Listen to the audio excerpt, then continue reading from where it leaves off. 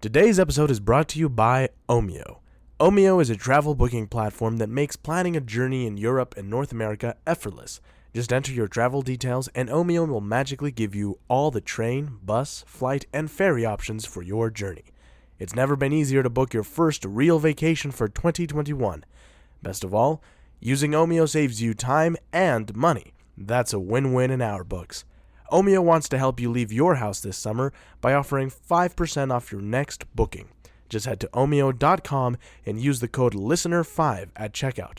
Valid until June 30th for new users on all modes of transport. It's just the pick-me-up 2021 needs. Omio. Plan, book, and love the journey. Terms and conditions apply.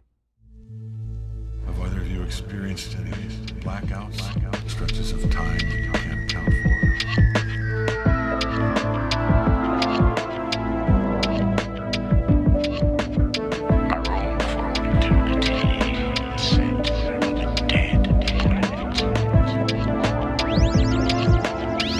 You'll love this one. It's a scream, baby.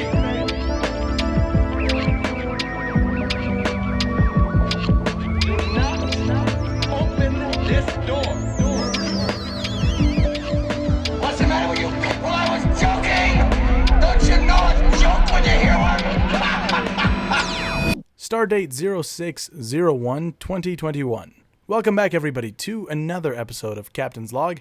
This is your Captain Jose Valle Jr., joined virtually by my co-host and First Officer Mason Probe Lover Schrader. And today we are also joined by our grown-up friend and Mason's co-host from Cornfed, Iowa, Nick Harris. Welcome, Nick. Why don't you tell the audience how you've been, what you've been up to, and maybe what your perfect date looks like? Hey guys, that's a perfect question for me. I have been dating. It's been going good too. It's been going good. Everybody said online dating was going to be terrible. I think it's amazing. So, good. Yeah, that's been going good. But I do have a question for you guys though. So, on this dating kind of journey I've been on. I've had this argument on how many dates do you wait before you kiss, and then how many before you get, a little more physical with it. I don't know. What do you guys? I don't know. For me, I don't know if Mason can attest to this because he's been in a relationship forever. But for me, I also have been dating. He has no idea. Mason's like, I've never kissed a girl. The girlfriend before my current one was my sophomore year of high school. Oof. was the time that your mom kissed you goodnight. I definitely remember waiting until our third date to hold hands. Yeah, well, see, like, okay. I'm 21, but I still act like I am a sophomore in high school on dates. So yeah, same here. Okay. There was like one girl where like we kissed. What was it, on the second date, and then other girls is on the first date. So I don't know. What, yeah, because you're both stunted man children. I mean, what the fuck? Obviously, you guys. You are say like, that because I have. What about me makes you think I'm a stunted man child? Is it my collectibles edition of this Doctor Who sonic screwdriver? God. Is that what it is? Is that what it does? So done. Yeah. Yeah. I got some heavy flack from my current lady friend because I waited until the third date, basically. I wanted to on the second date, but yeah, is it just me or is it like it's hard to find that in and well, I mean, so I thought it was okay. Yeah. I'm kind of old fashioned where it's like let's like we're a sophomore in high school. Let's make out on the third date, and then when we get to the 10th date, maybe we'll hold hands. Yeah, I don't know. Right. Maybe second base, but I mean that's probably date 15, right? I'm gonna lay down a guess here. Again, I've been in a relationship. Here's what I would do though: is I would not act like there's a single right answer to this question because there's not, right? Because it's all depends on what the woman is saying. We're sitting here like all women are the same. So this is the male version of the Call Her Daddy podcast. Welcome back, everybody. Call him Mommy is what we're called. Yeah. Doesn't roll off. Well, sorry to this is sidebar the whole podcast, but I thought I swear to God, I thought this I needed some advice on that one. No, yeah, I think gonna have to do with aliens or ghosts or something. And nope. This is with the scariest thing imaginable: dating as a grown person. Yeah. There's the Greys that terrify me, and then like solidly in first place is women. Yeah, correct. Yep, that's the same with me. Well, everybody, today is a special episode, not just because we have Nick here, but because this is our first full topic episode since our Florida Man episode. So there might be some of you who are like, hey, where's the urban legend episodes? To those of you, I say, Jesus Christ, will you settle down? We're going on hiatus. More specifically to that single guy who said that is, hey, we're podcasting here, because apparently you're a stereotype. Yeah. Well, he's not a single guy. That's my brother Joey. Yeah. Oh, no. I'm his brother Joey, too. That's the weird part. I don't...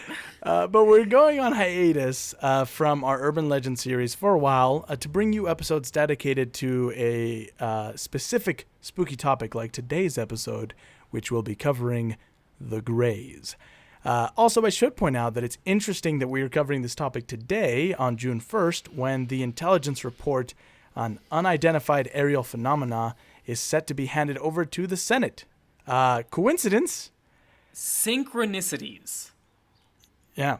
Well, yeah, because I was going to say, I wasn't even made aware of this until the other day by somebody, and I was like, whoa, that's weird. That's a coincidence. And then I had a friend that was like, there's no coincidences when it comes to UFOs and aliens, man. It's all planned. They wanted you to do Mason. This. I talked to Mason about that coming up, and he's like, no, don't tell Jose about it at all. Just forget it. Because he knew that I was going to be like, they wanted us to do it. Yeah. I just have 5 words. Mm-hmm. Synchronicities. Synchronicities. I don't really know what that means. What does that mean? It means I was ready everything. to pounce, but It means everything's synchronized. I don't think you know what it means. You keep using that word, but I don't think you know what it means. Synchronicities. Okay. Synchronicities. it did break down into 5. I counted, so okay. Seems legit.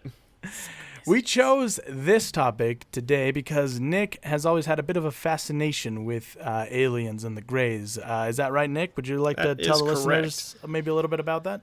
Yeah, I think I was in 5th grade or something like that, watching a show one night about Roswell, and it freaked me out. And ever since then, I've kind of been afraid of that. Not afraid. I'm terrified of like the big black-eyed, big head Greys or whatever. Just terrified. That image is terrifying.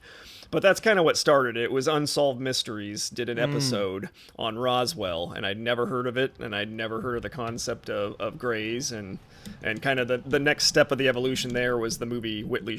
It was the movie version of Whitley Strieber, I believe his name is. Communion. Yes. Yeah. Okay. And don't rewatch. If you've seen it when you were younger, remember it as terrifying as it was, okay? But see, I haven't seen it, but I read the book for the research for the show, and I was thinking about watching it. It's I think it's Whitley Strieber.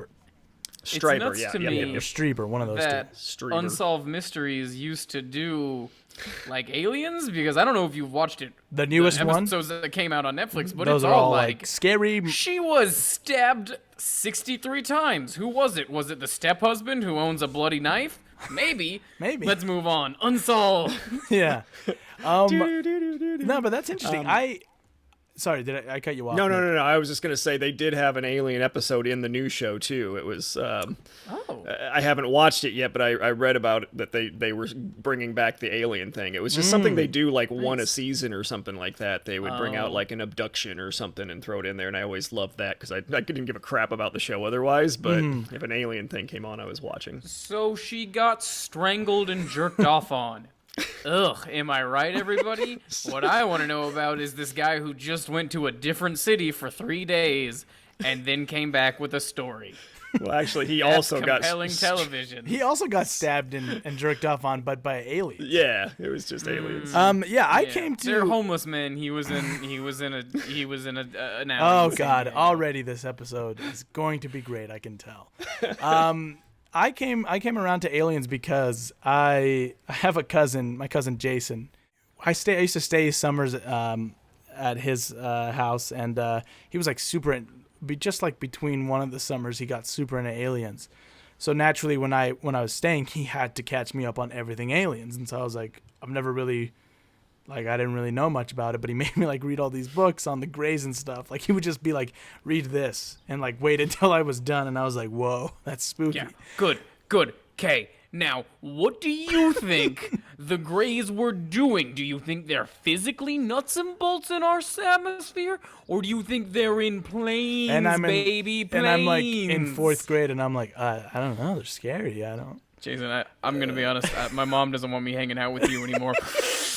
Your mom's a fucking bitch. Okay, let me explain to you again how aliens are invading our toilets. Mason is smoking a cigarette now. He's the smoking man. So he got me caught up on aliens and like kept freaking me out about it. And then I remember one night after we had spent like all day and night talking about it, he was like, yeah, well, the thing about the Greys is if you think about them, then they come for you. Anyway, good night. And I was like, what the fuck? What? No. And he like turned off the light, and I just sat there and I was like, oh my God, I'm going to get abducted tonight. I was terrified of being abducted and had the same thing where it's like, if I don't think about them, can't let them into the head. Exactly. Yeah. Cannot let them into my head. I don't know, Mason. Did you have I don't know, do you want to share like? Well, I was also terrified of being abducted, but that was because I had a creepy neighbor. Oh. No, I never had any, like, okay, let's get down to brass tacks here. Aliens probably exist. Mm-hmm. Are we ever going to see or meet them? Yes, right now. Probably not. I'm guessing we're going to be... We've got a Grey coming on the podcast. They're already here. Cool. I mean, no, they're not already here. Already here would be like, that's Frankie the Grey, he's my neighbor. Okay, so this episode will be split into 3 sections. Our first will cover who the Greys are, everything from their appearance to their behavior. The second will focus on abduction stories and other close encounters. And finally, we will wrap it up with a discussion on why, if the Greys are real, they are here and what they want with humanity. We will have time codes in the show notes if you're interested in skipping to a specific section. We will be using 2 books as our primary sources. The Extraterrestrial Species Almanac by Craig Campobasso, which was actually published by MUFON, which is a mutual UFO network, and Communion by Whitley Strieber. All of the research material will be linked in the show notes as usual. But with that, are you guys ready to dive into this topic? Yes. Absolutely. Beam me up. Then put on your tinfoil hats and let's begin. People who face the visitors report fierce little figures with eyes that seem to stare into the deepest core of being. And those eyes are asking for something, perhaps even demanding it. Whatever it is more than simple information. The goal does not seem to be the sort of clear and open exchange that we might expect. Whatever may be surfacing, it wants far more than that. It seems to me that it seeks the very depth of the soul. It seeks communion. Whitley Strieber. I fucking hate this guy. The Greys... They don't give a shit. We're never going to see him. I'm sorry. It's just that's what's going to happen, right? It's so interesting because it's usually that skeptics are this way about ghosts. They'll be like, fuck ghosts. But then when they get to aliens, they're like, no, that could be a thing. But this guy, he's complete opposite. I'll get into it later. Okay. I got my reasons. He was butt probed by an alien, and he's mad. He never called me back. The alien never called me back, okay? Yeah, I mean, he's spreading it right on the Zoom call we're on now, and I can clearly tell something's penetrated. Put it away. That's enough. That's too deep. If Glaxor had called me back, I wouldn't be this early about it. So, the Greys are a race of aliens who are sometimes also referred to as Zeta Reticulans or Roswell Greys. They are gray-skinned humanoid beings who lack or possess reduced forms of external human body parts, such as noses, ears, or sex organs. They're Ken dolls down there, basically, most of the time. Thanks, they are, Jose. Yeah. Hey, I'm gonna be. Listen, I don't often commend you on your research, but honestly, the way you described these aliens' lack of genitals is really just—it was amazing. Thank you. Really well worded. It was poetic, even. Thank you. I think I'm going up for the Pulitzer Prize on this one. I think you should win it. They are reported to have elongated bodies, small chests, and lack muscular definition and visible skeletal structure. The most prominent features about the Greys are their abnormally large heads and large black eyes. Like a doll's eyes. Yes. Right? Yeah. Yes, Jaws. Do they have penises? Did we cover that at all? Yes. I don't know how you missed Jose Valle Jr.'s expert definition of these aliens' lack of dicks. I was just hoping for one more metaphor. I don't know, or something. They're like a woman, but without that Manginas. stuff either. Yeah. So according to the Extraterrestrial Species Almanac, Greys are a renegade group originally from Zeta Reticuli that left their home world thousands of years ago. In this book, the statement is made that there are actually 3 different species of Greys: short Greys, tall Greys, and taller Greys. I'm sorry. These guys are renegades? Yeah, they're like bad boys. These The are the Greys are Bruce- the bad boys of Zeta Reticuli. The Greys are the Bruce Willis Yeah. of aliens? Yeah. Now look, They're guys. running around. There's 3 different kind of aliens here: the small ones, the middle ones, and the tall ones. Okay. That's what we got Actually, here. Nick, just to correct you, that was almost scientific. Technically, it's the tall ones and the taller ones. They're not medium height. They're tall. They're just not as tall as the taller ones. Yeah. Well, maybe it's short. It's small, tall, and then it's tall. No, because they're tall though, Nick. They're taller than us. They're Yeah, just but if they're not small, taller tall, than that's the medium. taller ones. That's no, just they're for not, medium. because they're not taller than they're not taller than they're not taller than the taller ones, but they're still tall, Nick. So they can't be anything other than tall. I think you got it. You got him. You got him. The short Greys. The short Greys are described as having an average height of 4 to 5 feet, have oversized heads, thin body frames with lean arms and legs, and large, sinister, bulbous eyes that seem to wrap around their head. Tall Greys are obviously taller, ranging from 6 to 8.5 feet tall. They also have... Do you see, Nick? Do you see? 6 to 8.5 feet tall. How tall are you? Well, I'm tall, not middle tall. No, fuck you. You're you're fucking 5'10", 5'11" on a good day. All right, these guys. I'd be a small alien, Yes, but not you would. not. You wouldn't be a you tall know, one. I'd be You tall, wouldn't be a small, tall- not small. Yeah. Mm-hmm. Yeah. You fucking piece of shit. He gets it. You just mock what you don't understand. I mean, jeez, weren't you the one that also didn't understand how like a Ken doll works? I'm gonna be honest. I'm gonna have to pick a lane on these fucking aliens at some point in time today. But I know, I'm jumping back and forth. They also have bulbous, elongated heads, thin body frames, long arms and legs, but they range from gray to pale white in color.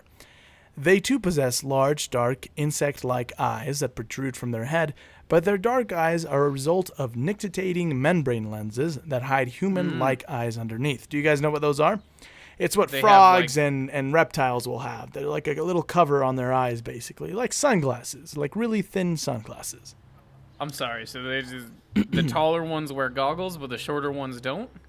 Yeah, it seems like But they it. have It seems this, like but the- their eyes look the same. Right, but it seems that with the short ones, their eyes are just completely black. But with these taller species, that they're wearing lenses. They have. And there's a goggles. whole. We'll get into it in a second. But there's a possible explanation for this. I just love how you read that part off like, duh. Like, here's a fact for you. You know they wear goggles? Yeah, Moving on. yeah. Let's I talk don't- about the what taller do you Are ones. we going to know. expand on that later? Let's talk Yes. about the taller ones who wear coveralls. Yeah. Actually, They're called foil it's the pants. short ones that wear coveralls. Actually, most of them sometimes wear coveralls. Anyway, They wear, yeah, I did know that. taller Greys have elongated heads and small, pure black eyes. They stand 9 to 12 feet tall with body frames that are closer to those of humans. The males Except of the for their species, fact that they're 9 to 12 feet tall. right? But in terms of body type, they're not super lean. They're not like they don't lack muscular definition like the other two. They look They proportional. look closer to a human body. Yeah. Proportional to a human, Right, may yes. I add. So the males of the species are naturally muscular. They have darker gray skin tones, and the skin on their faces is crinkled like crepe paper. So the reasoning for this, Mason, that it seems that the tall and the taller greys have different biologies is because, and this is also something that an idea that's pushed in the Extraterrestrial Species Almanac, the short greys seem to be, a lot of the time, the slave race of the three races. So they're the ones that tend to be used by not only tall and taller greys as slaves, but reptilians and other species as a sort of workforce of the universe. There is one small gray that rides on the back of one of the taller ones. Yes. And they actually, they run bar. Well, okay. I'm sorry. No, you are correct. That actually happens, but that's actually confusing because that short gray is actually a taller gray, and that tall gray is actually a short gray. They just had deformed bodies. I'm sorry, so Jose. I didn't mean to open the door to this. It's a tall short gray being ridden by a short tall gray. It's confusing, Gotcha. I know, but technically it checks out. Okay. Well, yeah. Okay. I think we got that then. Okay, well, I just want to get out here right now and say that I'm all for a short gray rebellion. Yeah. Right? Yeah. But I will say this, though. In the universe, the greys are not the lowest. The short greys are not the lowest. There are lower alien species out there that are used. I'd assume like us, right? Yeah. Yes, Humans, us, right? but also I believe they're called EBEs, and they're like gray hybrids with other species, and they're just used as bodies, basically. Again, this is a whole can of worms, guys. Yeah. That's why we're just focusing on the greys. Hey, this is just heating up. Tell us Yeah. more about these bodies that are No used question. by the aliens. We're spitting nothing but facts here. Let's just roll on. Yeah. Sure. You sure you don't want to pause for a little bit in like alien fan fiction porn here or something? No, I actually Yeah, wrote just- some, if I could read it off, right? Would So, on the third night, he visited my bedroom. He was short, stocky, with black eyes. It's just this Twilight, just about guys. me? It's That's just the sound of me rubbing myself. Oh. Yeah, that's not a good it was noise. moist. It's hot here. I don't have my air conditioning on. So it seems that short greys are the ones responsible for abductions of humans. Some, like Campobasso, believe it is to upgrade their race. They will often leave implants in humans who they have chosen to track and monitor throughout their lives.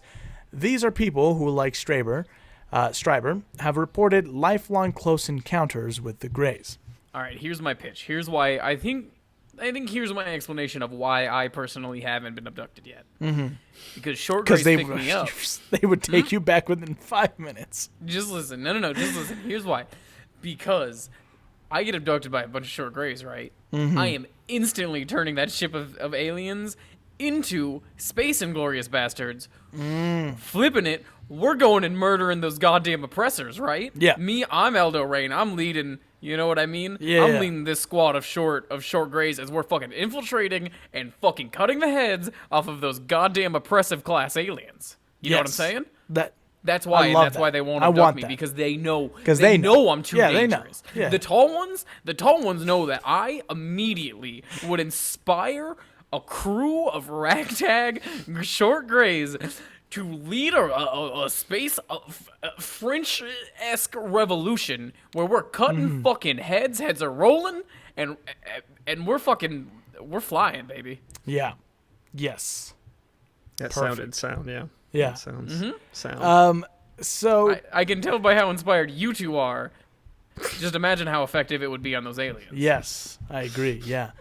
Campobasso suggests that it seems that against the will of humans, the greys may be using our gene pool to save their dying race. This would coincide with the often reported abduction experience in which greys extract sperm and ova and use female wombs mixed with their own genetic material as incubators. They are then reported to remove the fetus between 2 and 3 months and continue to grow it in their own laboratories and repeat the process. It's just the first part they can't replicate, huh? Mm-hmm. Can't we Why do not? that? Yeah, I'm pretty sure we can do that. I Why don't not, know. Jose? Also, Didn't if ask. they can't, why don't they just ask, be like, "Hello, humans. We're short greys. We're dying." I mean, I'll donate. I'll jerk off in a cup to save the gray race. Yeah, You're telling me you two wouldn't? Well, I mean, I just want to have them. It's like check your standards, guys. Like this is where you come. Yeah, Right, like yeah. oh, the race is dying. We're in a long line of like small, middle small, big small, Well- tall small. We're in a whole line of other perfectly good aliens that are pretty close to our gene pool. Anyway, we're gonna go to this shithole planet over here that these guys have almost wrecked. Yeah. and we're gonna extract their semen. I don't get it. Hey, One thing that most people who have had abduction experiences can agree on is that the Greys show no remorse for their victims. They believe they have the right to do what they do. In one of Whitley Strieber's abduction experiences, he recalls an interaction with one of the Greys after they had told him they would perform an operation on him. He recalls panicking, and then the following exchange happened. we won't hurt you. I'm not going to let you do an operation on me. You have absolutely no right. We do have a right. The technology... And a left. Just some gray Oh my humor. God, my Spread your butt ass. cheeks. The technology possessed by the Greys seems to be thousands of years ahead of our own. They use hyperspace travel in discus and beehive-shaped ships and possess a range of strange medical instruments used for a variety of different methods to insert implants or images or to extract genetic material. Campobasso states that Greys have both a hive mind and individual minds. Strieber also makes a similar hypothesis in Communion. It seems that either through powerful mind telepathy or advanced technology, Greys can control and paralyze humans, with most abductions confirming these paralyzation abilities. Some also believe that Greys can tune their frequencies and walk through walls or become invisible. Or do they just not exist on this plane of Grey? This is not a joke. This is a real thing that aliens exist, Greys exist in a fourth dimension, and they're coming through dimension-wise in order to fuck with us. But they can't stay long. That's why we don't know. That's why we don't see them very often, be. or why we can't get physical evidence from them. Is because they can zap into our dimension for just a little bit, but then they get That's a sucked good back out, which is why It's we a good can't find hypothesis anything. for the end, the last Are section. you where quoting we- this from Crystal Skull, the Indiana Jones movie? Is that what you're? Wait, No, this is a real second. theory. This is a real theory that aliens are a Yeah, are a yeah, fourth yeah. dimension That's good. being. Bring that up at the end. I read it somewhere. Yeah. Was it on Reddit? Indiana Jones My buddy, and the my friend Tad told me. Crystal Skull. Tad told Tad? me. Tad told me. What's his last name? Toddson? Tad Todd? Dodson. Yes, okay. Yeah. Some believe that you can keep the Greys away by raising your vibration through spiritual practice, meditation, and shielding yourself with a self-imagined shield. Every But honestly- time I try to raise my vibration, I just poop my pants. But honestly, research into this opens a whole incredibly confusing can of worms. I tried, and I just couldn't do it. You just can't There's- vibrate. I just can't raise my vibration like that. All I ended up doing was popping a fucking blood vessel in my neck, and I had to go to the hospital. I mean, honestly, that is a really cool theory, though. The idea of raising, vibrating fast enough to just Yeah, you are it's a ghost, cool idea to basically. be like, no, just meditate and like be at peace and not be an asshole, and maybe they won't come after you. It's like, oh, well, I'm an asshole. They never abduct me. I want to be abducted. Take me fucking up there. I want to see that shit. That's what you I think. sleep with a GoPro on me every night just in case I get abducted. that's. I have a fear of even having dreams of abduction because I'll never know if it was a dream or if it was real. You know? I tape all my orifices closed before bed just in case. Like a fucking with an alien with their hyperspace technology. They're like, shit. I We've don't know never what run to into do. duct tape. Oh. Wait. That was it. It's gone. Hey, this actually removes the hair from him too. This guy's got a hairy asshole. We should get more of this so we can actually get in there. The first appearance of the Greys in popular media seems to have been in 1891 in the novel Meta, A Tale of the Future by Kenneth Follingsby. In the book, the narrator encounters small, gray-skinned aliens with balloon-shaped heads. 2 years later, in 1893, H.G. Wells would present a description of humanity's future appearance in the article The Man of the Year 1 Million, in which he described humans as having no mouths, noses or hair, and with large heads. In 1793, they described the year 1893 as the year with confusing titles. He would go on to describe the alien race, the Eloi, in the same way in the novel The Time Machine. In 1933, Swedish novelist Gustav Sandgren, under the pen name Gabriel Lind, it's really not that, should have just kept his regular name, but Gabriel's a pretty good name. he for published, like an art, yeah. He published a sci-fi novel called The Unknown Danger, in which he described a race of extraterrestrials who wear clothes made of soft gray fabric and are short, with bald heads and large, dark, gleaming eyes. That just sounds like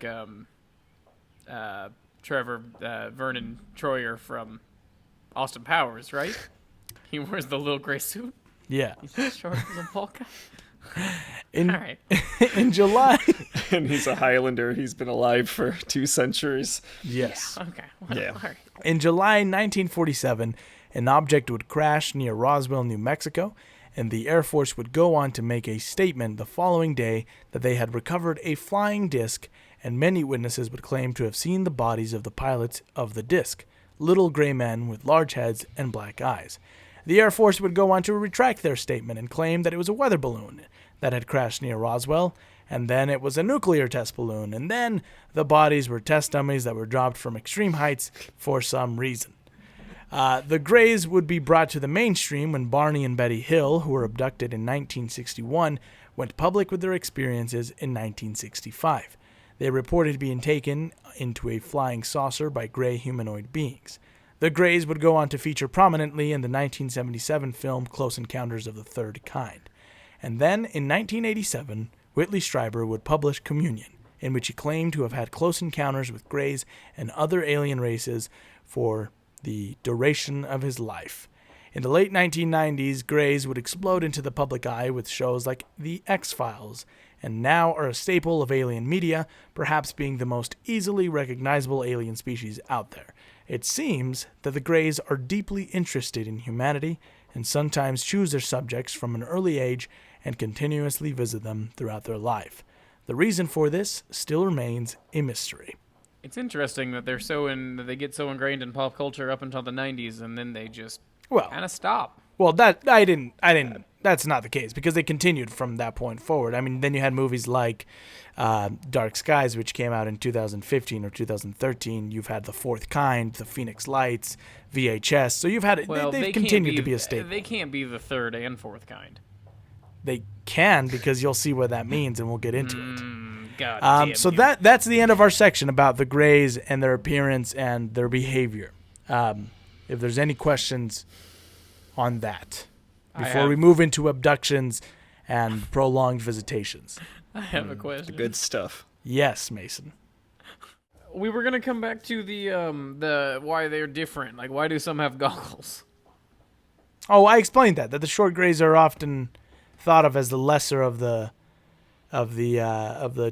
tall and the taller Greys, and that they're the slave race. I thought we talked about this. Explain why the one the tall Well, it does, because have goggles Remember over all their eyes. the slaves in the history of humankind that had goggles and stuff? Well, it's because the Egyptians wearing their it's goggles. almost like the short Greys are the ones that are most genetically modified to be.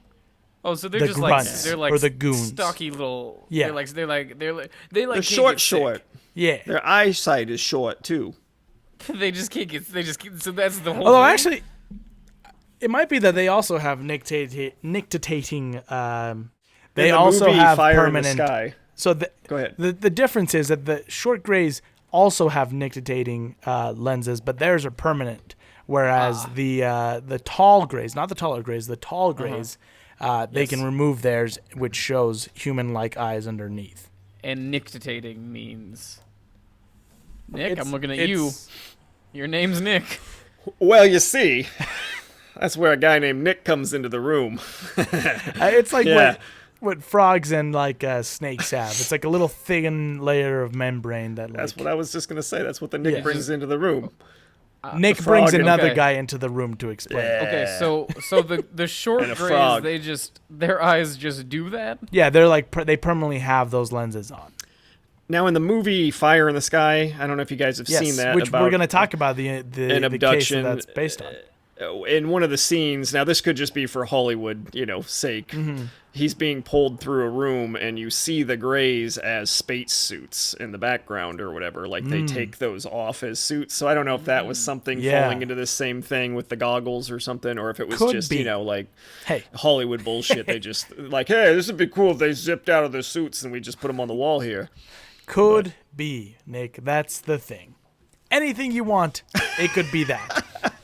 Just saying, from the textbook Fire in the Sky.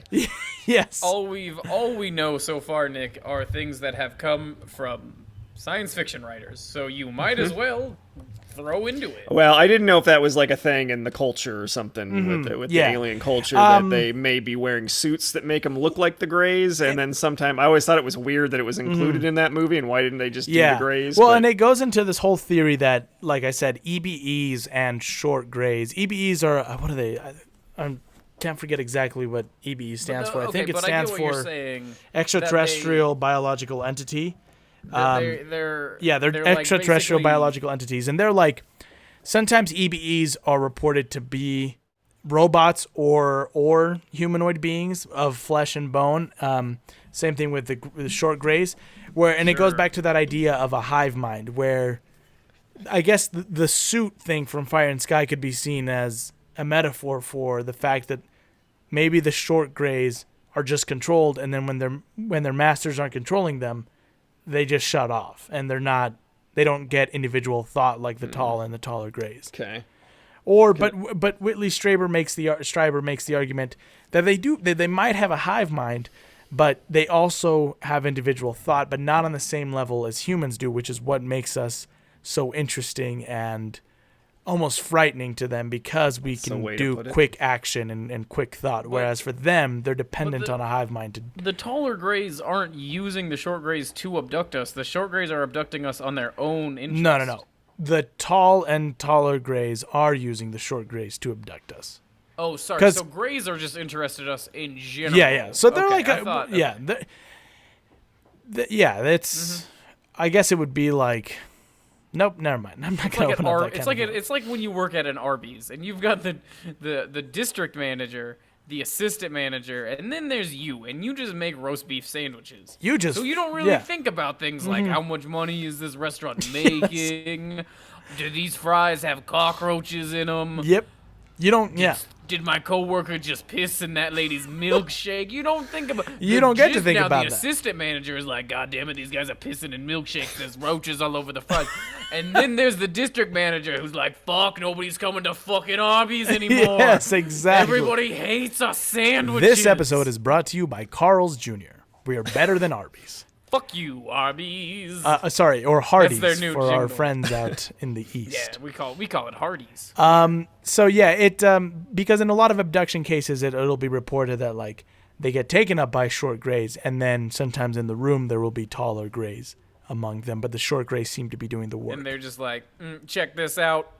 And they like slap one of the little ones, and you're like, whoa, dude, Jesus Christ, that's not funny. And they're like, no, look, it hurts. It's just like, oh man, that's real sad. Man. Anyway, are you guys ready to move into our abduction section? Yes. The answer is yes. Me up, Scotty. Remember when Nick said that at the beginning? I do remember that. The invasion already happened. No one knows exactly when, but they're here. They've been here. The presence of the Greys is now a fact of life. Like death and taxes. J.K. Simmons, Dark Skies. Think, Mark, think. Huh? Yeah? You seen the meme? Good topical reference. Very good. Yeah, this is a meme.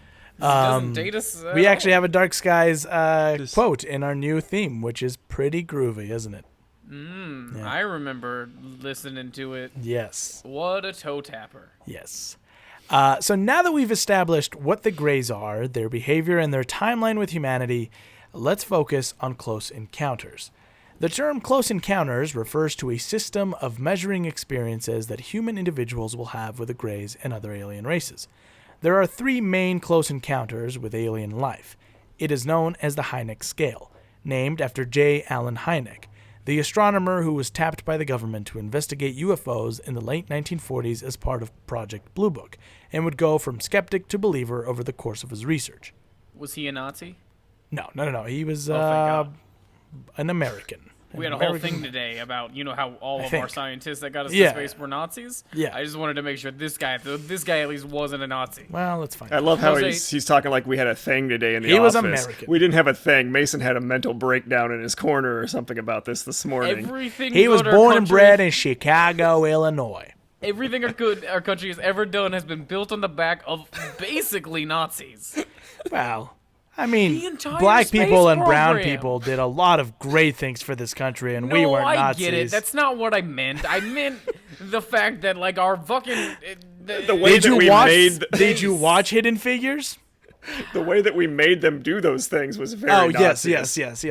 Indeed, yes. The way that we forced them. yeah, actually, I Yes. did watch Hidden Figures, and honestly, a lot of NASA seem to be Nazis. Yes, definitely, yeah.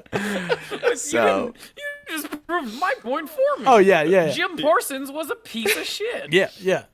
Yeah, they cut those scenes out of Hidden Figures. Actually, it was Yeah, just too but- much for Disney. But they had, and they had the other room next to where right. the main characters were. That was just the the dirty Nazis. Nazis that were And just they- like yeah. yelling anti-Semitic shit out the door at them. Yeah.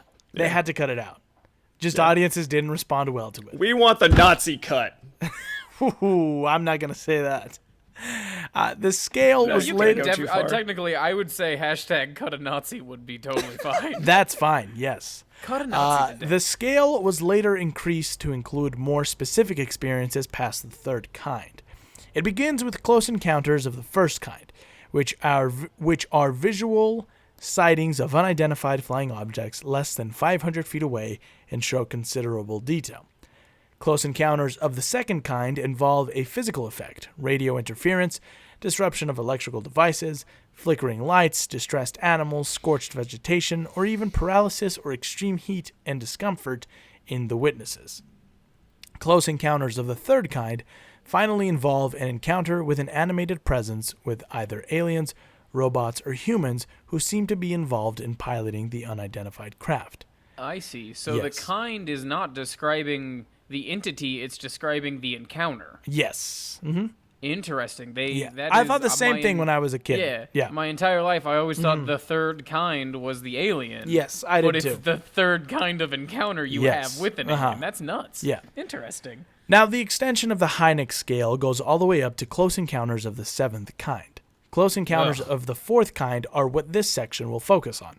Abduction of humans by humanoid aliens for the purpose of experimentation and observation. This can also include non-abduction experiences in which the extraterrestrials begin to warp a subject's sense of reality, which usually leads to abduction. A close encounter of the fifth kind is direct communication between an alien entity and a human being, and this is through purposeful intention. Close encounters of the sixth kind are when the death of a human or animal associated with a UFO encounter occurs, intrusions and parasitic connections made by alien consciousness, and finally channeling alien entities. So does that mean that so are reptilians aliens? Yes. So when Hillary Clinton came and she said hi to me, was that a close encounter of the fifth kind? Fourth kind. No, Fourth third kind. Because you but she didn't said hi to me. initiate You- it. it was She direct- initiated it, not you. Fifth kind would be if you were like, Well, I did there's say hi to Hillary her. Clinton. I'm going to go say hi to her. Interesting. Yes. That's Now, weird. That you are. that This Bill is when the Clinton- Proud Boys tune into our show. This is when we get a massive well, following. yes, this in is the where I suppose I have to say QAnon. that's nothing wrong. There's nothing wrong with Hillary Clinton The reptilian as a alien. reptile. Yes. She's just a reptilian, Yeah. like most yeah, of all, like all other politicians, I assume. Yes. Yeah. I mean, Yeah, listen. well, if Bill had been there, then it would have been of the fifth kind because he would have got handsy with you. Yes. Well, actually, no, it would have God, been Nick, you're a just not close in encounter. it. Actually, it would have been a close encounter. Actually, Jose. What's- Get it, Jose. Actually, that motherfucker. It actually would have been a close encounter of Actually- the seventh kind because close encounters of the seventh kind is the Or creation. anal, right? That's Well, where they it's the go cre- anal. It's the creation of a human-alien hybrid through either sexual reproduction or artificial anus. scientific methods, which is maybe what Bill Clinton was trying to do with Monica Lewinsky. Check your fucking Boom, topical facts, reference. Nick. I Actually, stand corrected.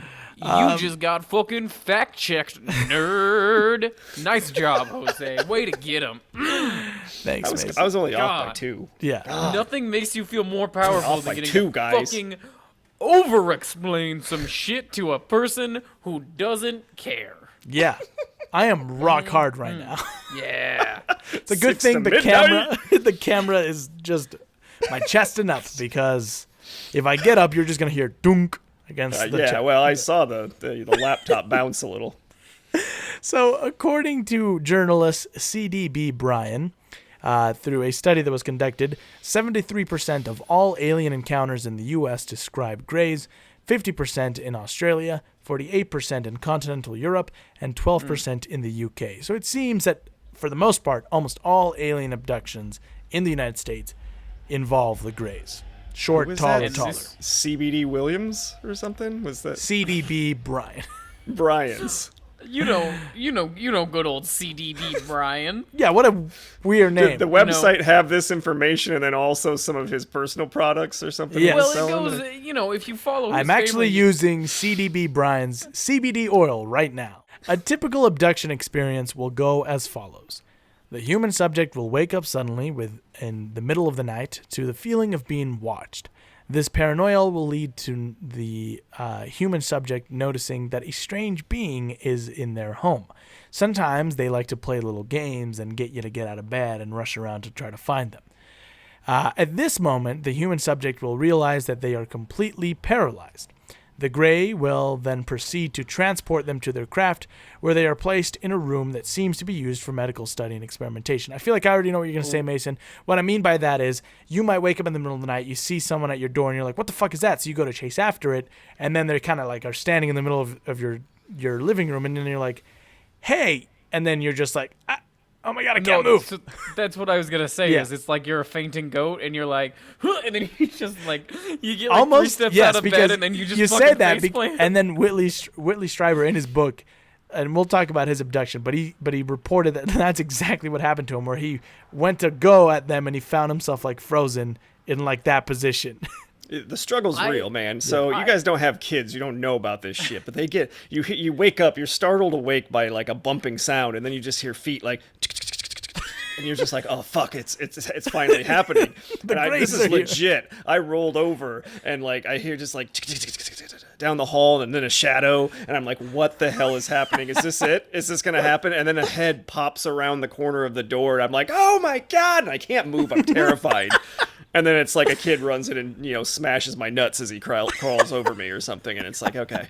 It was terrifying for about 2 minutes, so. Yeah. One day, it'll be, your dreams will come true, Nick, and you'll just be anally probed. Yes. I just imagine, I like to imagine in the ship, the aliens are like dunking their feet in water, and they're like, what? Why do you always do that? And they're like, watch this. And then they get there, and they're like, Yeah. like, I get it now. It's funny because you fucking wake them up with your loud ass wet feet, and they're like, yeah. Yeah, and it's terrifying. It's like, oh god, look at him. Oh, he's coming out. Oh, he's fucking knocked out. Oh, we broke his nose. The Grey. Also, I'm sorry, I don't mean to harp on this. No, you're but Whitney Strieber. Whitley Strieber. Whitley Strieber. Strieber. Or as I watched an interview with him and Larry King.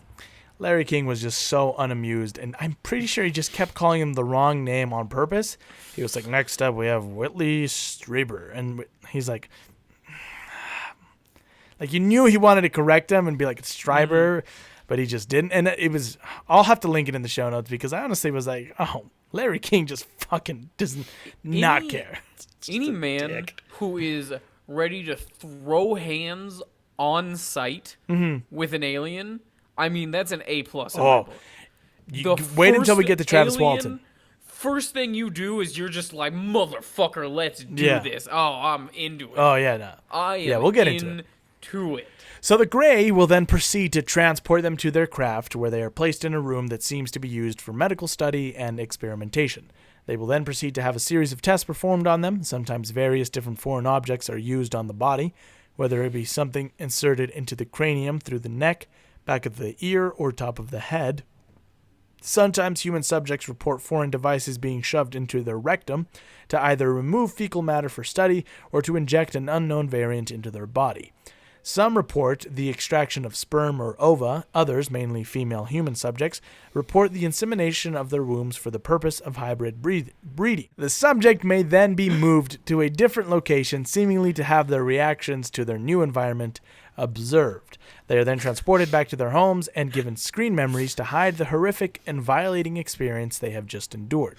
They just did the same thing the last 200 people we ran through here did. They screamed in the room for about an hour, and then we knocked them out and put them back. Hold on. According to Campobasso, greys are the masters of deceit and lies, as it is often reported that they sometimes tell their subjects that they are their chosen, seemingly with the intention of making them feel special, perhaps to open them up to further contact.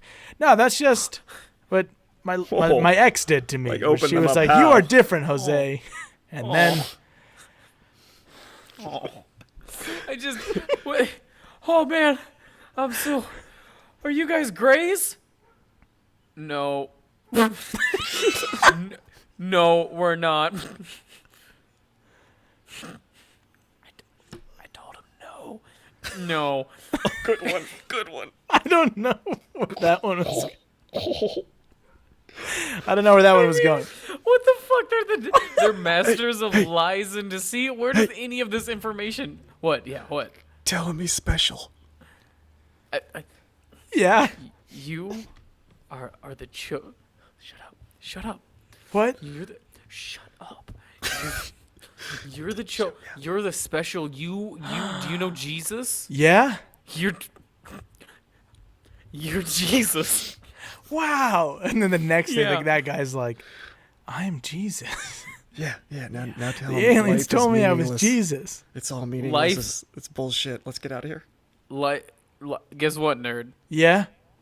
You're not Jesus. And also, oh no, your life doesn't mean shit. No! Yeah, your mom's gonna die soon. Oh. Get out of here. Let's go. That's not too far off, and we'll get into that. But there are 3 cases that involve gray abduction that are perhaps the most well-known within the field of gray studies. We will first start with the abduction of Barney and Betty Hill. In September of 1961, Barney and Betty Hill were driving from Montreal, Canada to Portsmouth, New Hampshire. The couple had taken a last-minute spontaneous trip as their sort of belated honeymoon.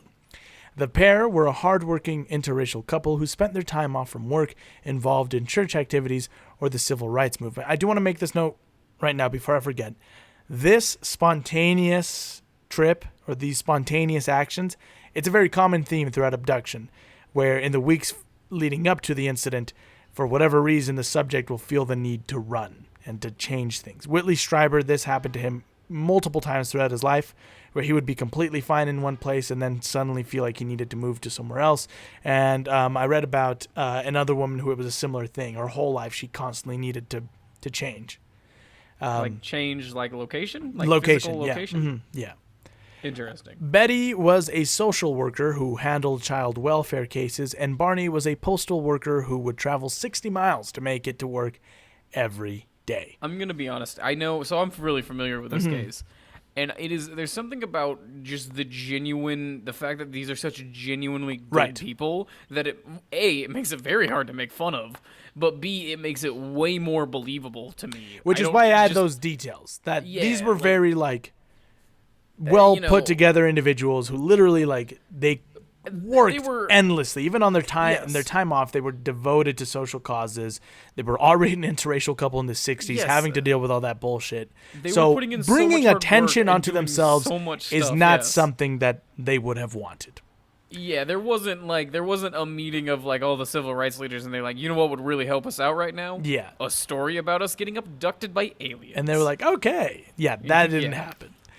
So after suddenly deciding to take a 3-day trip, they got into their car and drove towards Niagara Falls, not even stopping at the bank to get extra money. I believe that they traveled with only $70, which I don't know the inflation rate, but maybe they needed more. I don't know. It's the 60s. Things were better, I guess. You could buy a house with $50. Yeah, right.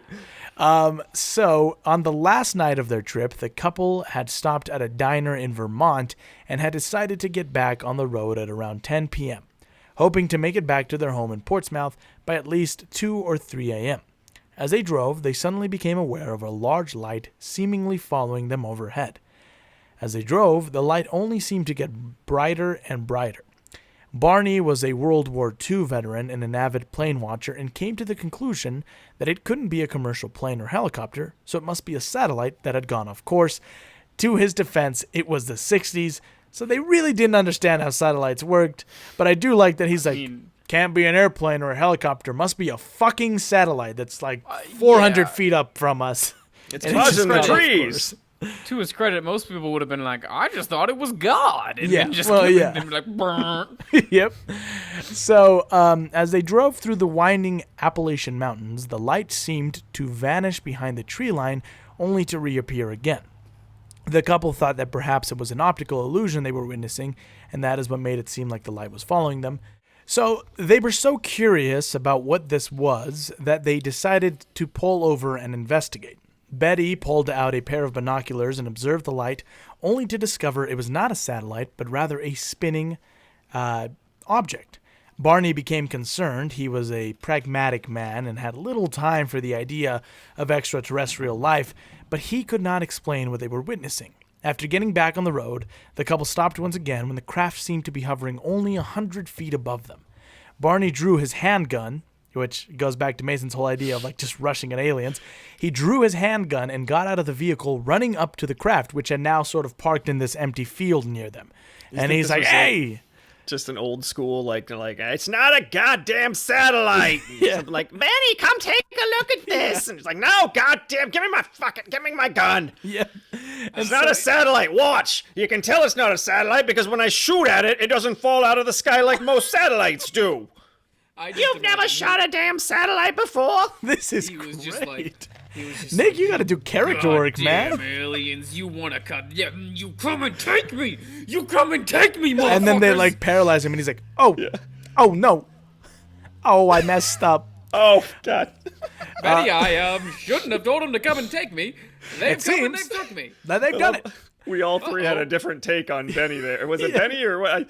I keep getting like Benny Hill stuck in my head. So It was Yeah. Barney and Hill. Betty. Yeah. Betty. Yeah, they're so close to it. They They're both are. so close. I just keep waiting for you to say it. Then the music came on and and they're just They- running around. Just happened to have 60s sitcom character Yes. names. Yes, I understand it should be like, it's the Betty and Barney Hill show.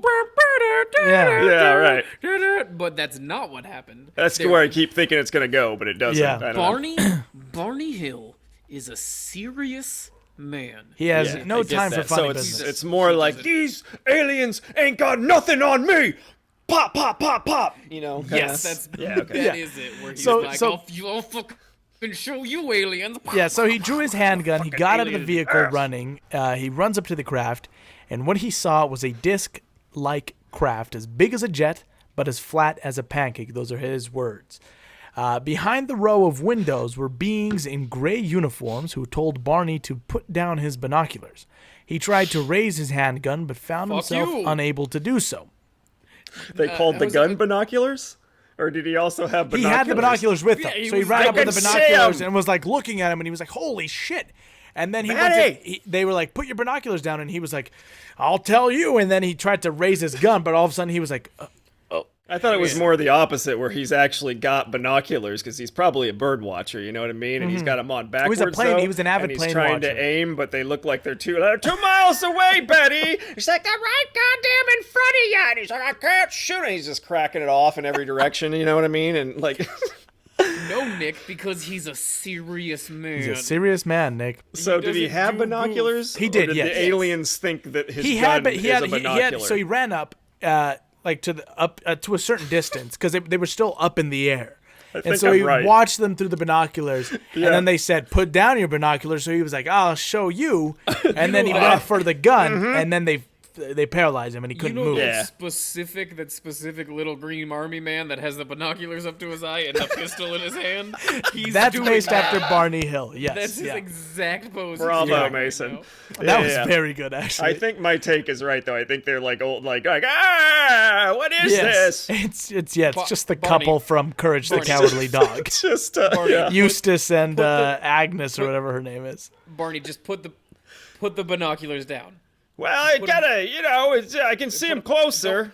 Nope, If I can just, I got my pistol too. I brought my pistol. paralyzed. You're frozen. Oh Stop. shit! I did unexpected.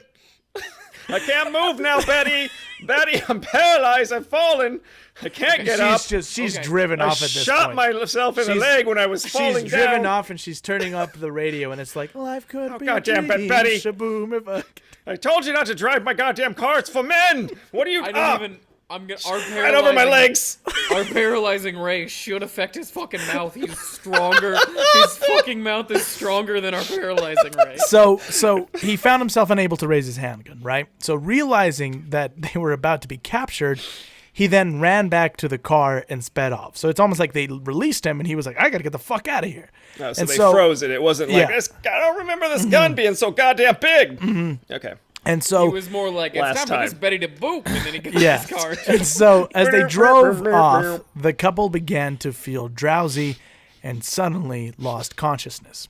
The next morning, the couple woke up in their home with no recollection of how they had gotten there. Barney's shoes were scuffed, and Betty's dress had a tear in it. Both of their watches had stopped working. Concerned about what had happened, Betty spent hours reading up on the National Investigations Committee on Aerial Phenomena, or NICAP, and even filed an Air Force report concerned with the possible exposure to radiation. They then began seeing a psychiatrist named Benjamin Simon, who helped them piece together what had happened with the use of hypnosis. According to the Hills, the UFO had landed on their car as they were speeding down the mountains and put them to sleep. Afterwards, the gray beings they had seen earlier had led them up a long ramp into the spacecraft. Once inside, the Hills were separated and individually tested. They were asked to climb on a metal table and remove their clothes, where the gray beings would pluck their hairs, take clippings from their nails, and peel off parts of their skin. Each sample was placed on something that resembled a glass slide. The gray beings also probed needles into their arms, legs, and heads. Betty recalled that one needle was even inserted into her stomach as a pregnancy test. Throughout the ordeal, Betty and Barney Hill claimed that one of the beings was the leader, who was observing the process from the side. Later, alone with the leader, Betty asked where the craft had flown. Under hypnosis, she replicated the star map shown to her on the ship. Years later, a woman named Marjorie Fish attempted to interpret Betty's reproduction of the map and concluded that the beings had come from the star system Zeta Reticuli, which is where the association with the Greys and the Zeta Reticuli system comes from. Though the story of Betty and Barney Hill was not the first tale of alien abduction, theirs was the most well-documented and feasibly legitimate. After this encounter, Betty Hill continued doing research on UFOs for the remainder of her life, and the story of the Hills became one of the most widely publicized alien encounters in history. It even shaped the way alien encounters are discussed today in media. It also, so Betty was like, we're going to figure out what happened to us. And Barney was just like, I'm not talking about this ever again. Yeah, because he was, like I said, he was a very, pragmatic, no, there's no way that aliens are a thing. Like, I keep my fucking head down and I do my work. I'm a black man in the 60s.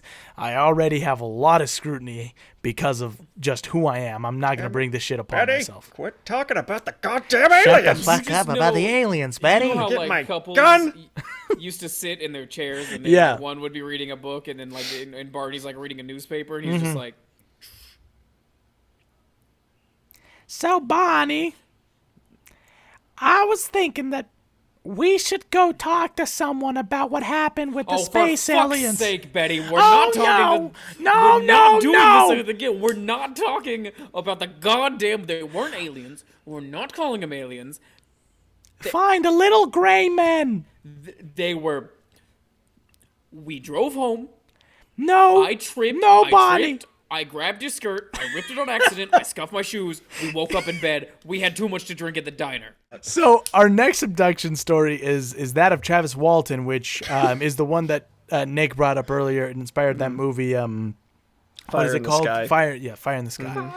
Had an amazing cast, by the way. I don't think any of it's fucking probably even remotely true to the story of Travis Walton. I feel that. I don't know that for sure, but the cast is pretty amazing. We're gonna find out right now, aren't we, Jose? The story of Travis Walton, who was actually on an episode of the Joe Rogan Experience not too long ago, which is just further proof that this podcast desperately wants to be that podcast.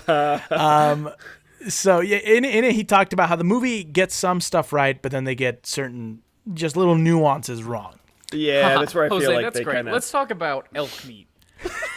Elk meat is Listen, Travis. I know that this is like a traumatic thing for you. You were abducted, right? And so good. you were, you said they did a lot of stuff to your brain. And Yeah. PTSD. But Yeah. Jamie, can you pull up the video of the little alien dancing to Gangnam Style? You're gonna love this, Travis. This is hilarious. Can you pull that up? I want to see that, Jamie, real quick. Anyway, you ever done DMT, Travis? Because I had a very similar experience while on DMT. Do you think that like Joe Biden? I did just see the Daily Beast reported that he's a pedophile alien. You hear about that? Oh God, why did I come on this show? Once the Joe Rogan Experience pays us, we will flip flop immediately on all of this. We are excited to announce us joining the Joe Rogan Experience Network as soon as he starts paying us to be there. Yeah. Super excited. On November 5th, 1975, after a long day of logging in the Apache Sitgreaves National Forest near Heber, Arizona, Walton and 6 other loggers were heading home when they suddenly saw a 40-foot diameter shining disc floating in the air. Ignoring warnings from his coworkers, Walton, who was always a bit of a do first, think later kind of guy, there's actually a story that's told about him that one day while they were logging, they came across a bear in the middle of the road, and Walton jumped out of the truck, running, screaming at the bear to scare it off the road, and then just got back on the truck like nothing had happened. Yeah, that's and this bear was like, that's a fuck, classic and it ran Walton. away. That's a classic Walton. You just run at the bear screaming. You wave your hands. You just run at it screaming. It works every time, guys. It works 100% of the time. But I'm 100% certain. Normally, I try to reserve myself about I don't know what I would do in these situations. I'm 100% certain if I ever saw a flying saucer, the first thing I would fucking do is dead sprint at it. 100% sure. Difference between zero doubt. It's called in a my classic mind. You'd pull a Walton, yeah. I'd pull a Walton immediately. Yeah. And just Difference be like, between I gotta us. get I'm to turning the other way, and I'm getting the fuck out of there. I'm gonna say, Jose, I'm filming to the cloud. And then I would, because you can record directly to the cloud, so you would have access to my footage, and I would turn my camera on, and I'm going at it. Well, see, what Walton does is he challenges them to a fist fight. He opens there. Mm-hmm. He jumps on their ship. He's like, all right, you son of a bitch. Yeah. Come on, huh? I'm They're here. old school. I'm there. They're Let's old go. School. They like a good showdown between two men. All right. Let me get my fucking shirt off. Hold on. We tear shirts off. What the fuck are you doing here? Get out of our ship. I don't know why they're New Yorker aliens. Green bitches. Yep. You want some logger Travis Walton? Whoa, no. You're in the fucking face. You're in the fucking face. You're in the fucking face. Come on. Who's fucking next, huh? Which one of you You're little about bitches? to get the Walton walloping is what you're about to get now. I got my shirt off. That means it's serious. My shirt's off. You got 2 of us. Explain that, you science bitches. Go ahead, open your mouth. You're punched in the fucking mouth now. So, who else got a science slapped up the other side. for how 2 Travis Waltons got on this fucking spaceship? Interdimensional. So he jumped out of the truck. You sound like some awful science fucking talk, although Travis Walton. God, I did. Can you kick my own ass for me? I don't talk like that. I take my shirt off and I kick ass. Okay? So he jumped out of the truck and he approached the saucer. He reports that it was metallic. It was a metallic glowing disc making strange sounds. So and not plastic. No. Okay. And as he got closer, was made of metal. As he got closer, his coworkers began swearing at him to get back, and then the disc began to move, and the sounds became louder. Hey, cockdick, get back in the truck! Hey, No, you fuck fucking you. shit I'm stain, fighting get in the whatever fucking in the truck right now.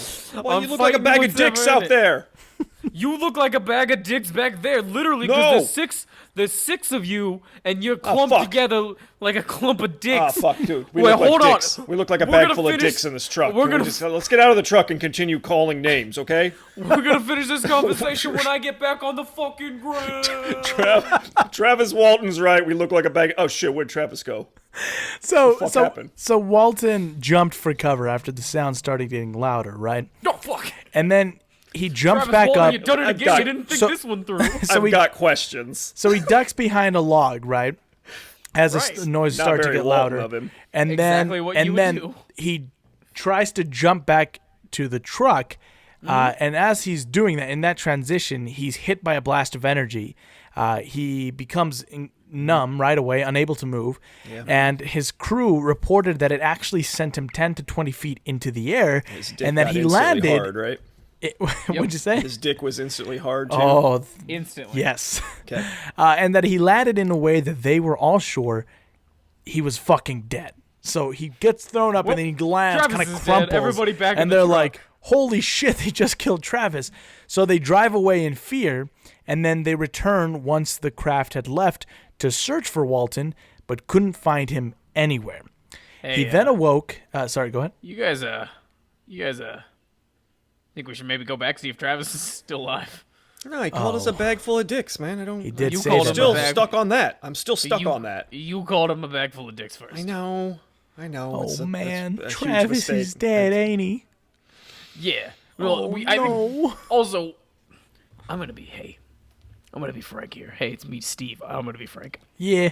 It confuses me because Frank's also here. Yeah, I'm gonna be Frank because I'm Frank. Yeah.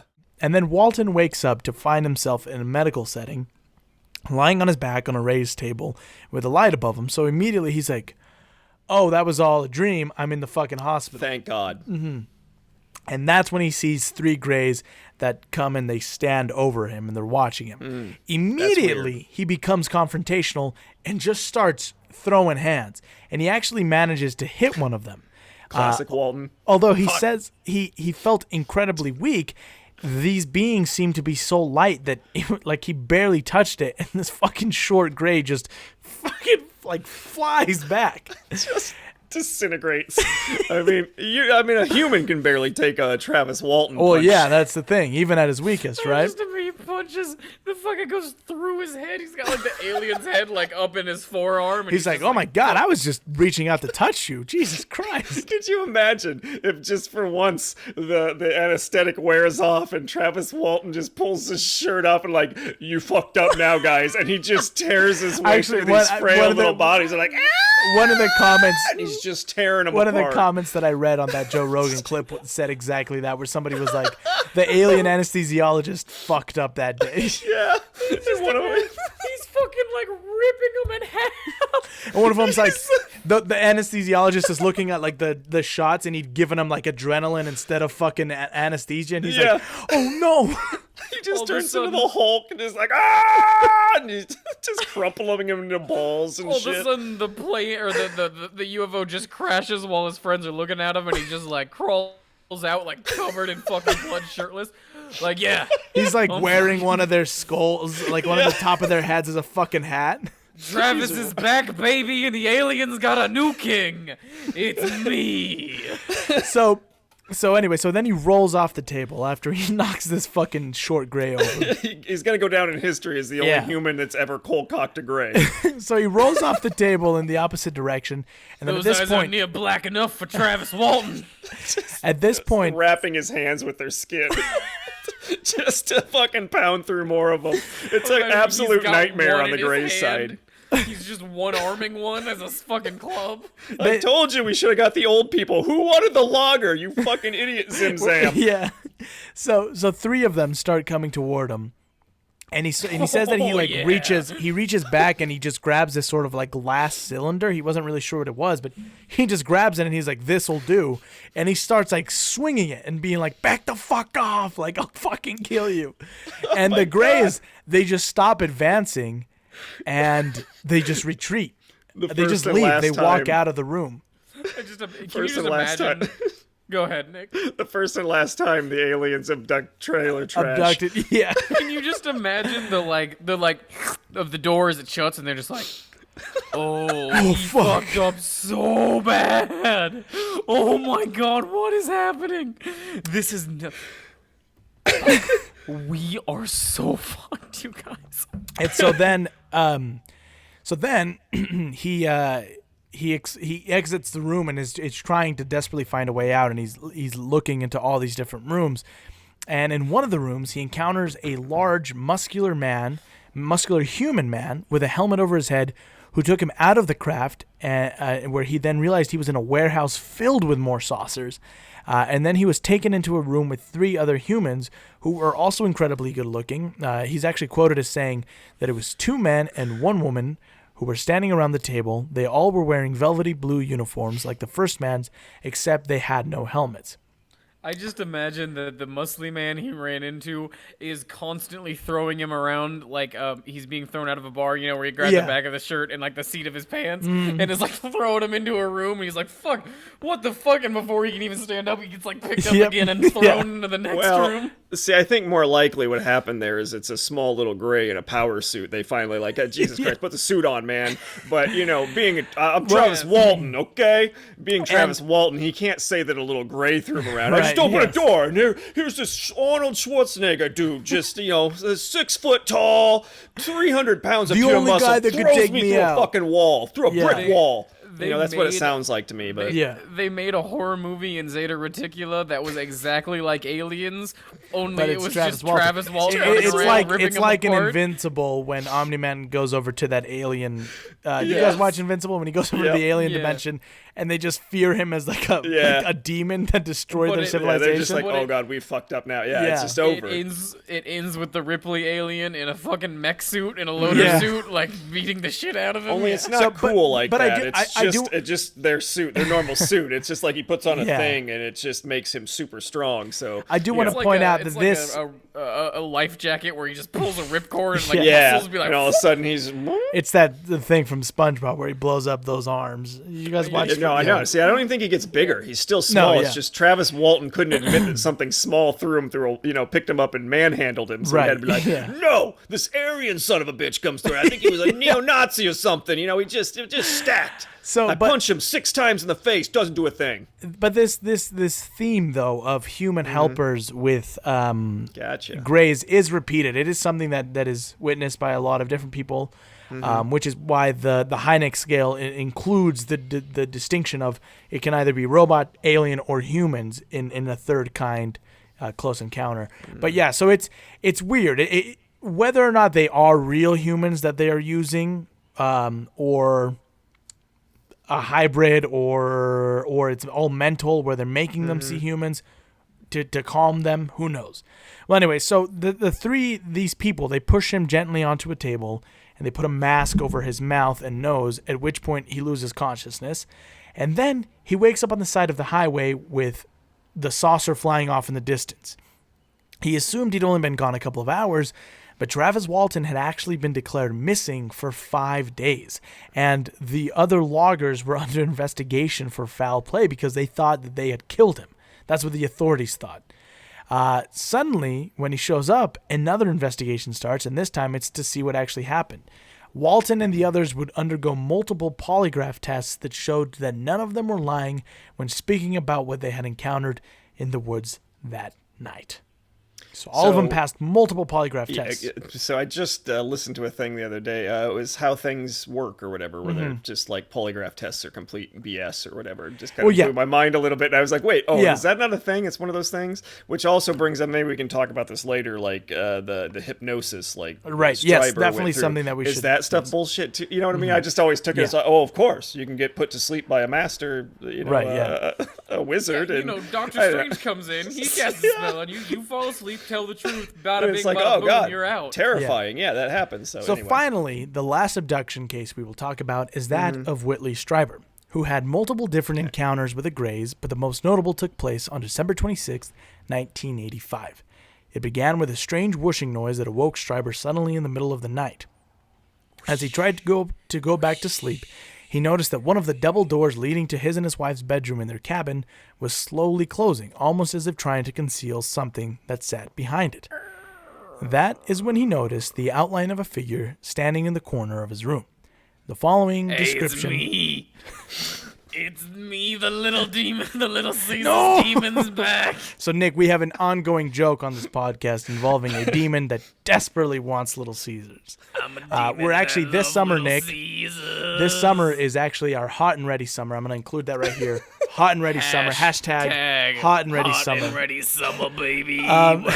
So the following description comes straight from Communion. The figure was too small to be a person, unless a child. I believe it was roughly 3.5 feet tall. It had a smooth, round hat on. What an odd, sharp rim that jutted out easily 4 inches on the side, I could see. I could not see the face, or perhaps I would not see it. I saw 2 dark holes. 4 eyes. Oh, sorry, 2 dark holes, 4 eyes. Not for he had 2 eyes. 4, but they were dark holes, 4 eyes. He didn't have 4. Okay. And a black downturning outline of a mouth that became an O. So basically he's saying like it was a downturning line, so just like a tiny little line mouth that later was like became an O when like a blow-up doll's mouth. All jokes aside, I'm already a little terrified. It's pretty spooky, right? Because he's very good at description. So the next I read his book, it's very interesting. So the next thing, Strieber... I'm sorry. He's very good at descriptions is what you got from... within the entire... Unless it was an entire billions of people that are children. Yes. It could have been that. Also, don't forget its rounded hat.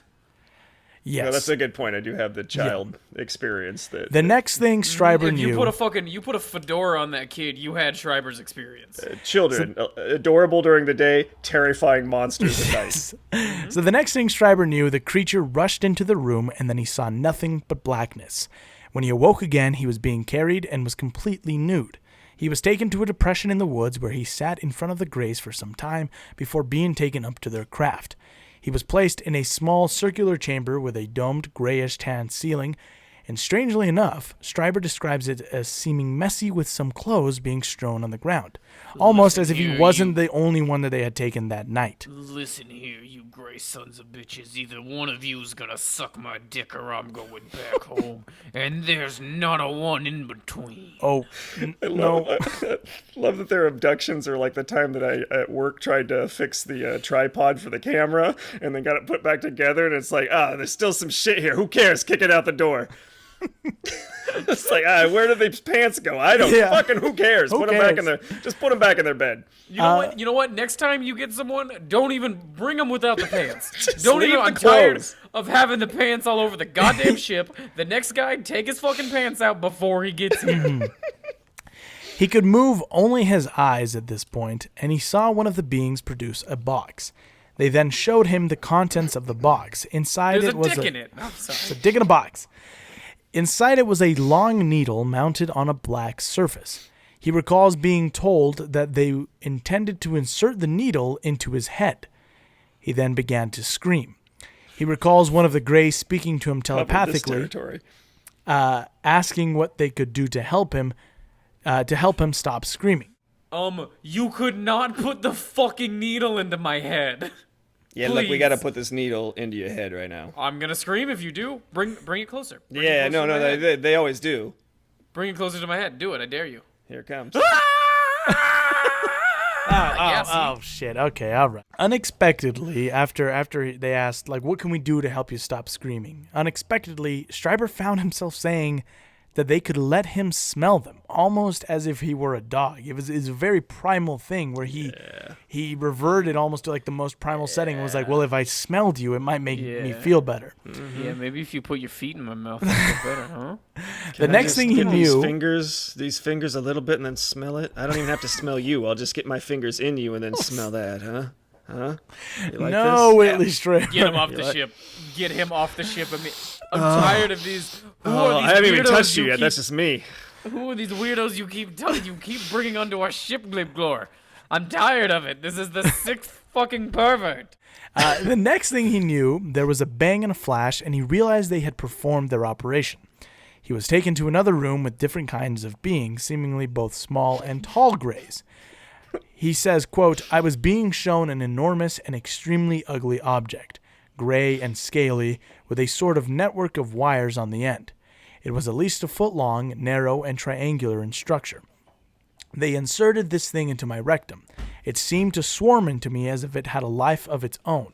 Apparently its purpose was to take samples, possibly of fecal matter, but at the time I had the impression that I was being raped. And for the first time, I felt anger. One of the greys then took his right arm and made an incision on his forefinger. The reasoning behind this is unknown. He says, quote, I awoke the morning of the 27th very much as usual, but grappling with a distinct sense of unease and very improbable but intense memory of seeing a barn owl staring at me through the window sometime during the night. Strieber would later go on to discover that this is actually quite common with the abduction experience. One of the favorite screen memories of the Greys seems to be to insert images of animals. Strieber would go on to discover after undergoing hypnosis therapy that he had been having prolonged visitations with the Greys almost his whole life beginning in early childhood, with various cases of missing time and implanted memories of events that never transpired. He would go on to discover an implant behind his ear that he still has to this day, and that he believes is how the Greys continue to track him throughout his life. His wife and son would also have strange encounters, which he attributes to the Greys. Either what is happening here is that visitors are actually here, or the human mind is creating something that, incredibly, is close to a physical reality. Whitley Strieber. So he mentions it in his book. In his books, he's very convincing, is what I remember. It's been about 25 years since I read it, but I remember reading it and thinking, it's like a guy who was he what was he? He was some kind of doctor? Or, no, he was an author, but he had written he was an established and respected author because he did do sci-fi and mostly more horror than sci-fi, but he also had written books on like nuclear war and like the Russian Revolution and all this stuff and these arguments for the improvement of humanity and all this or whatever. So I remember him coming at it with a very grounded take on it, where it's like, look, I think I'm going crazy. Well, literally, yeah. So here's his just first what thought was I'm finding out. From when he began, his first thought was, I am having a mental breakdown. What are the possible explanations for this mental breakdown?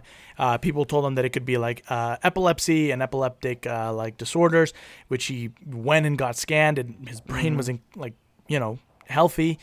But that's when finally he got in contact with Bud Hoskins, who's a big player in the UFO world. He pops up a lot, they knew of Bud Hoskins, him and his wife, because Bud Hoskins is also an artist, and they had bought some of his artwork.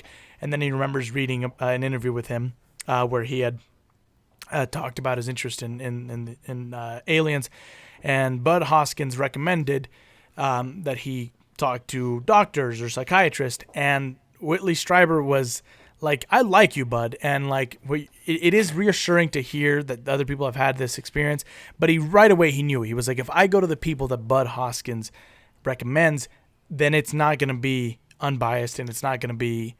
he was pretty logical in the steps he was taking. That's what I remember liking about the book, is that he really So he goes to went this through... guy named Don Klein, who is well respected in the psychologist world. At least I'd assume he was until he... No, he still is, because throughout his process, he never claimed one thing or the other. He was just helping Strieber recover his memories. He's just asking he neither believed nor didn't believe in aliens, which is what Strieber was looking for. He's truly the Joe Rogan of psychiatrists. Yes. But no, right away he begins his book by saying that, he thinks that that he didn't want to believe that it was aliens. He wanted to believe everything but. And then when he gets into it, he's got a very interesting point of view on it, where he doesn't see them as bad, which I don't know. Well, we'll get into that. The first question is, now that we've talked about everything, all this information, let's discuss first the scenario of if the Greys are real, what do you guys think they could be doing here? I think they are, if they are real, I think we're dealing with dimensional beings and not physical beings. Because there is... If this was happening as often as we say, as often as all these people make it sound like it's happening, there would be physical evidence by now. Hard physical evidence. Irrefutable physical evidence. Well, and then I also think, because I'm more on the side of I do believe that this is happening. I don't believe every single bit. I don't believe the lore of, well, they come from this planet or whatever, because I'm like, you wouldn't know that. But I do believe that abductions are occurring. And Strieber, again, in Communion, he makes the argument that the reason we don't have full proof or irrefutable evidence is because science doesn't take this serious at all. Even the most scientific of skeptics, there's not, let me see if I can find his exact quote, but there's not... whether or not it's real, it's not given the credibility to be studied like any other phenomenon. You know what I mean? It's written off for the sake of jokes about anal probes and people being kooks and all this. But then you have what's happening today. What was, I didn't even check if the report came out or not. But then you have that the government has encountered unidentified aerial phenomenon, and that opens up the possibility That's true. That kind of reignited my interest in it, because for about a decade and a half, since the 90s, it's like we used to have all these sighting videos on crappy old cameras, and then as soon as we got high-def cameras, the aliens were like, oh, they got high-def cameras, they've gone into the next stage, we can't show ourselves. You know what I mean? It was kind of that thing where we didn't get that compelling evidence anymore once he says fakes were pretty much taking off the table, but now the freaking military's putting them out there, Right. And he says, until we face them, they will never confront us, and facing them means addressing the extensive array of material that they have deposited in our milieu in a meaningful way, rather than containing it behind the walls of official secrecy while publicly denying its existence. So the argument could be made that we don't have tangible evidence because it's being hidden from us. I mean, the government has been sitting on these videos, and they kept it hidden because they believed that it could have been foreign governments or foreign powers. But I just think that I think at best they don't know what's happening either. Right. I don't think it's the whole thing where they've got the truth. They don't they might have some stuff they haven't shared, but I'm the full epitome of the I want to believe poster. Because I really want them to be real, and I really want to believe. But I really want aliens to be real. I hope they are. I just feel like, So I think that if they are here, I lean more towards the argument made by Whitley Strieber, which is that if Greys are here, they might be here to...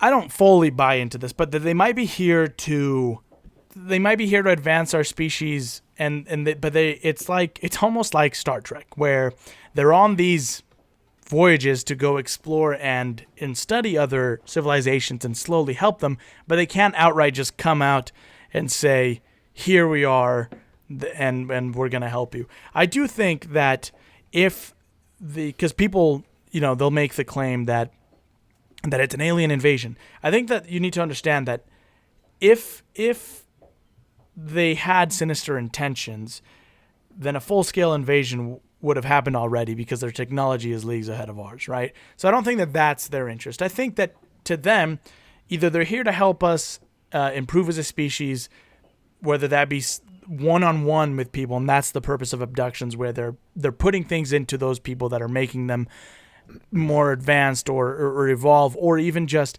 the whole idea of just exposing yourself to a human helps move them forward, because now they've accepted the idea of extraterrestrial life. Or we're just apes to them in their research. We're just lab rats, and they're just prodding our brains and giving us cancer or whatever, the same that we do to lab rats and apes. That's where I'm at. I think we're like a nature preserve to them, where how every once in a while in like a nature preserve or a national park, they have to, rangers have to capture an animal, implant a tracker into it so it can, study the specific habits of that herd of fucking antelope for a little bit, you know what I mean? And then they release it back into the herd.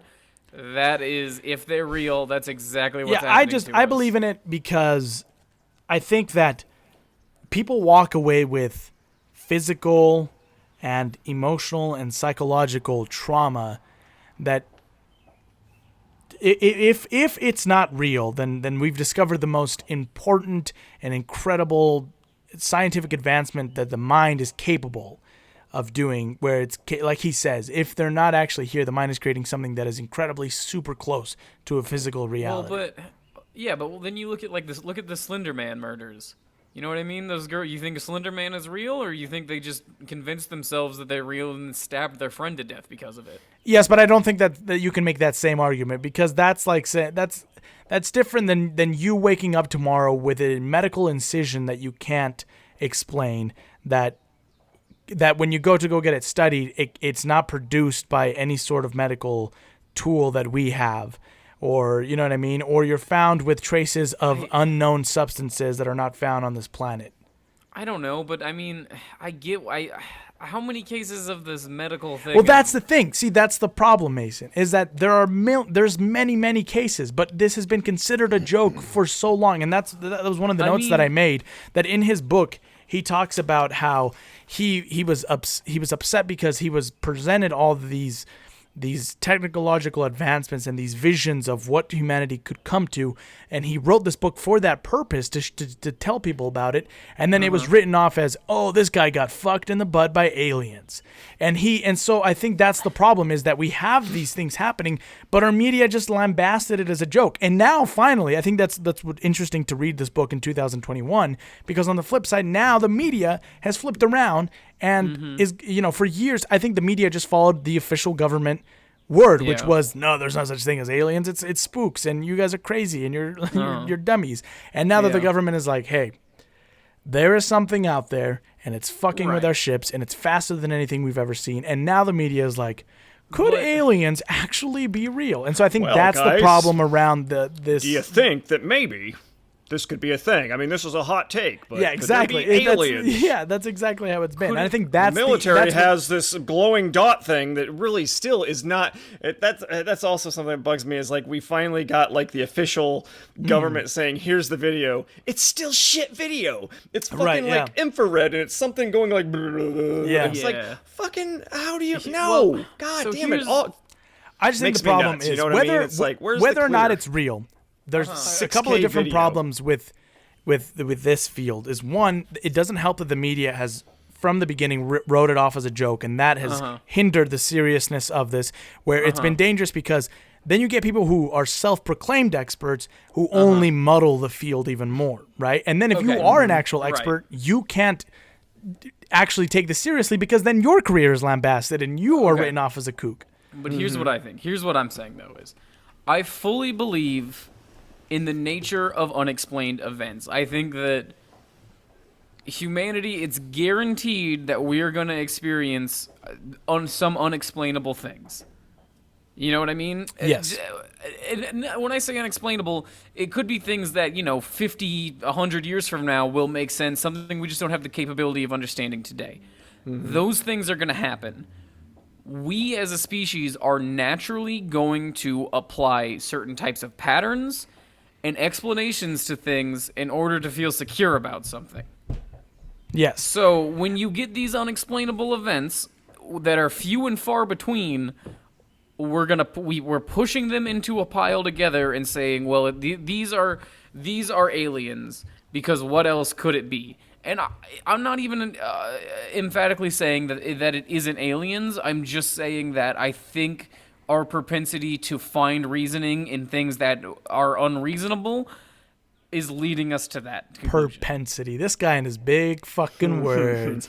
Classic skeptic, using words that I don't know what they mean to make me seem dumb because I don't read books. Well, listen, Mr. Harvard. No, I think you're right. I'm actually listen, from Mr. Harvard. I'm from the Oxford Paranormal Society. Nick, the Oxford Paranormal Society is one we encountered in one of our last couple episodes. They're from Oxford, Alabama. Yeah. Yes, not Oxford. No, but yes, I think I agree with that, Mason. On the flip side, then, if you've got nothing else to add to that, Nick, to that question of what you think they could be doing here. Well, I think, to me, we go all these different directions, but to me it's like look at what we have as evidence to tell what a species that would find us on this little blue rock would do. So we have to look at what did we do when we found people living on another rock somewhere else in our own planet. What happened when a highly technologized society went to a lesser technologized society? You know what I mean? Somebody with technology came. Yeah, sorry, I'm using a terrible word there. Technological. You know what I mean? When somebody with boats and guns and whatever showed up to the island with the natives, just murdered, raped, and invaded and pillaged. Yes, they just came and they took all the resources and they gave them trinkets, which to me would be easily what somebody would do when they came here. Is like, hey, look at this. This thing's like a hologram coin. Here you go. And we're like, great. Right. Take all of our water. Well, and perhaps the trinkets are the experience and these screen memories that they're implanting in people, where we'll take it to the next level. Or that repeated phrase of "you are chosen," because that's one of the things that under hypnosis, Whitley Strieber brings up, is that he was told. He asked them, "Why are you doing this to me?" And they said, "You're our chosen." And then Don Klein asks him, "Did you believe that?" And he goes, "No, not for a second, because there were other people on the ship, and I knew that they had said the same thing to those people." But to Nick's point, though, no society, if we're looking at it through the lens of how we've treated other groups, we never picked them off one by one and was like, hey, here's the deal. There's the problem, is the arrogance in believing that other species out there would act exactly as humankind has. I fully agree. I'm just saying, in this specific argument, you said that in this hypothetical, the trinket is the experience, but I don't think that works because that's not an example of what Nick's talking about. I mean, we could already have had the trinkets or whatever because the trinkets, after Roswell, trinkets could have been what are there's like 3 basic technologies that took off after that. You know what I mean, with like fiber optics and stuff like that.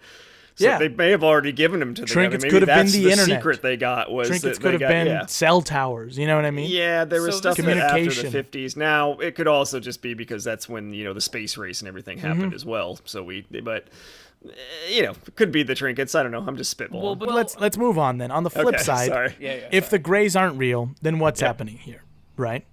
What is occurring? Because, like I said, people are walking away with real trauma, right? Yeah. Where I think trauma, unlike any other thing that the mind normally does. I fully believe that the human mind is capable of inflicting its own trauma on itself. I would argue that like the four Christ experiment, you know what I mean, where they took 4 schizophrenics who all believed they were Jesus, put them in a room together to study their behavior, and each one of them came away with the theory that the other 3 were crazy and they were indeed still Jesus Christ. I think we're selling the human mind short if we can't say that we can't inflict a severe trauma on ourselves. I think that's possible. But I still believe in my theory of unexplained phenomena does not equal aliens. It equals something that we just fully do not understand yet. Where that could be literally anything. Again, some things I do want to mention that go on this idea that perhaps the Greys aren't here and that something else is happening, is that before the abduction of Betty and Barney Hill, aliens were actually seen as friendly.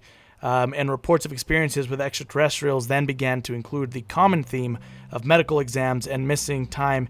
Some perhaps attribute this to the explosion in sci-fi movies and TV shows that borrowed heavily from Hill's experiences. And another thing is that in a 1990 article titled "Entirely Unpredisposed," Martin Kottmeyer made the suggestion that perhaps Barney's memories, revealed under hypnosis, may have been influenced by an episode of sci-fi series Outer Limits titled The Bolero Shield, which broadcast 12 days before Barney's first hypnotic session. The episode featured an alien with large eyes. Carl Sagan would reiterate Kottmeyer's suspicions in his 1997 book, The Demon-Haunted World, Science as a Candle in the Dark. So there is some evidence for it not being grays and evidence that perhaps people went with the similar experiences because they had heard it before. That was one of the biggest things that when Whitley Strieber was undergoing his procedures, Bud Hoskins and his psychologist, Don Klein, told him to stay away from any sort of alien media so that he wouldn't be affected. And Whitley Strieber, for the most part, was very less than casual in his knowledge of aliens. He knew of them, but he wasn't like me, where he had read up on them and he was aware of what they were and everything. He also, I do want to say this to his credit, he does make the argument, and there's this exact quote about hypnosis. That's an interesting thing. Well, I was kind of thinking about, like, when was the first abduction story? Wasn't there some in, like, the Old West, or is that just an old movie? Well, and then the thing is, alien visitation and alien UFO sightings go back to even, I believe, Columbus wrote about it in his journals while they were crossing the Atlantic, that he saw 3 lights rise from the ocean, follow the ship, and then disappear again. Alexander the Great reported them when he was conquering the world. He also ran into them. This is only a half joke, but are we not entirely sure that every time the government is like, well, we have to test this on real people, let's just do it real quick, we'll blame aliens, and they haven't, and they've just been doing that since antiquity? That's also true. I was thinking that as I was saying that, we have this current evidence of the military releasing these videos, and I'm thinking, well, is that just the military releasing videos because now we haven't been getting as many cell phone? You know what I mean? We haven't been getting as much, at least I haven't seen a lot of convincing cell phone video of aliens where they were just using as some kind of subterfuge or something for whatever the fuck they're doing. The amount of unidentified flying objects that the military could possibly have run into since whenever the beginning date of this video footage is going to be released is going to be astronomical. They could, any fucking asshole with a drone that flew within an army base for like just a small amount for not enough time to be identified is now logged as a UFO. You know what I mean? Yeah. I mean, these are compelling things too, though. The military sightings, because you've got actual pilots talking about them, like defying the thing about that argument, the argument of well, if this happened to people, why didn't they come forward? Not that that's the argument the Mason is making, but I'm just saying that argument though is that I was watching the video about I don't know if it was 60 Minutes that was doing that thing about the release of these videos. And they had so many pilots that were like, I'd encountered these before, but I never wanted to say anything because I thought, one, I was going to be, face consequences of it. I was going to lose my reputation. I was going to lose my... Admitting that you have had encounters with aliens never goes well. It's not a fun celebrity that comes with it. I found the quote I was talking about. Whitley Strieber says, "It's a flat-out myth that people can't lie under hypnosis. They can and they will if they think that's what the hypnotist wants them to do or if they themselves want to do it." And of course, like Nick had mentioned earlier, that's the danger with hypnosis, is that you are literally in a vulnerable state where you're open to suggestion.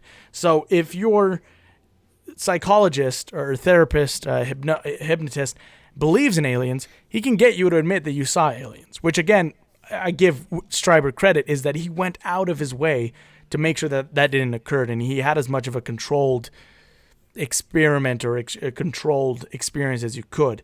But that's the argument that's made with Betty and Barney Hill, is that perhaps their psychologist led them to that conclusion. It's just weird. I think if there aren't grays, then what is happening here is like Mason said, to give credit to the human mind, we are discovering a new stage in our mental evolution of where now the mind has gotten so powerful enough that it can create, of course it can create trauma. We know this. I mean, that's why we have an array of mental disabilities and mental health issues and mental diseases. But it has now been able to have physical effects occur to people, not just incisions and cuts, which can be done to someone on their own accord. You can do that and then forget it. But other things where people have like lasting diseases and, stretches of blank time. False sickness, but also I remember reading recently there's been studies done that your brain can create its own hallucinogen effects based on basically nothing. I'm not saying that's what is just that's what explains these hypnotic things, but I think it shows the power of people who are willing to believe. And that's also the thing that really this entire aliens argument boils down to for me, is that you're asking me... Well, let me rephrase this. I'm asking you, is there a single shred of evidence that can support itself on its own without me needing to also believe? There's a lot of evidence that if I believed in aliens, I could say, yes, this is evidence of aliens. But as far as I'm concerned, there's not a single... I believe that there is, because like what? I think take your pick on any of the abduction cases that are reported across time. I just think, again, it goes back to that argument of, well, science has deemed it to not be that way, and now the public opinion has become that way. Because I'll ask you this question. Uh-huh. Do you know and this is going to make me sound like a kook, but I'm just saying it for the argument, but do you know for a fact that atoms exist?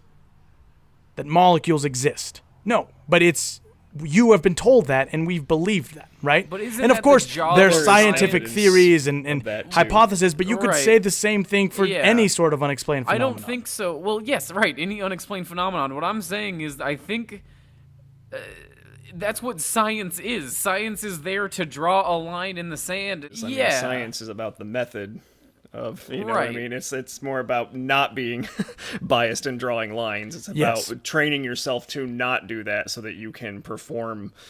That's why they try to disprove something instead of prove it, because, it's just too much personal bias involved with trying to prove the thing. You know what I mean? Yeah. So that's what the whole scientific method is about. Right, so, yeah. I get what Mason's trying to say is, like, what's the evidence for any of it happening? But I think all I will say there's is so many people science has been wrong in the similar past, experience. and it continues. It'll be wrong again, and they just have to, when the. You're using the "It's Always Sunny in Philadelphia" science is a bitch sometimes. We're also focusing on the wrong point here too. We're trying to nail it down to a yes or no question, which isn't really how it should be done anyway, I think. So at the same time, we know that it's a mathematical probability, a very good one, that life exists in the universe somewhere, and then you can play that mathematical theorem out to the fact or out to say how many of them have been around, how many of them have been around for centuries, how many of them are probably already died off at this point. We'll just find the remains of them. You know what I mean? So there's also this whole argument for there's so much time and space involved in this universe that it's very unlikely we'll ever meet anybody. But at the same time, it's also very likely that there is other life out there. You know what I mean? So it's not as much of a yes or no question as it's like that's where That's you know what I mean? It's like, let's apply the science to it and let's see where that takes us. Let's not say no to it. The last question I had was whether or not you guys believed in the existence of alien life in general and about the recent disclosure, but we've already covered on that. So I think we're good.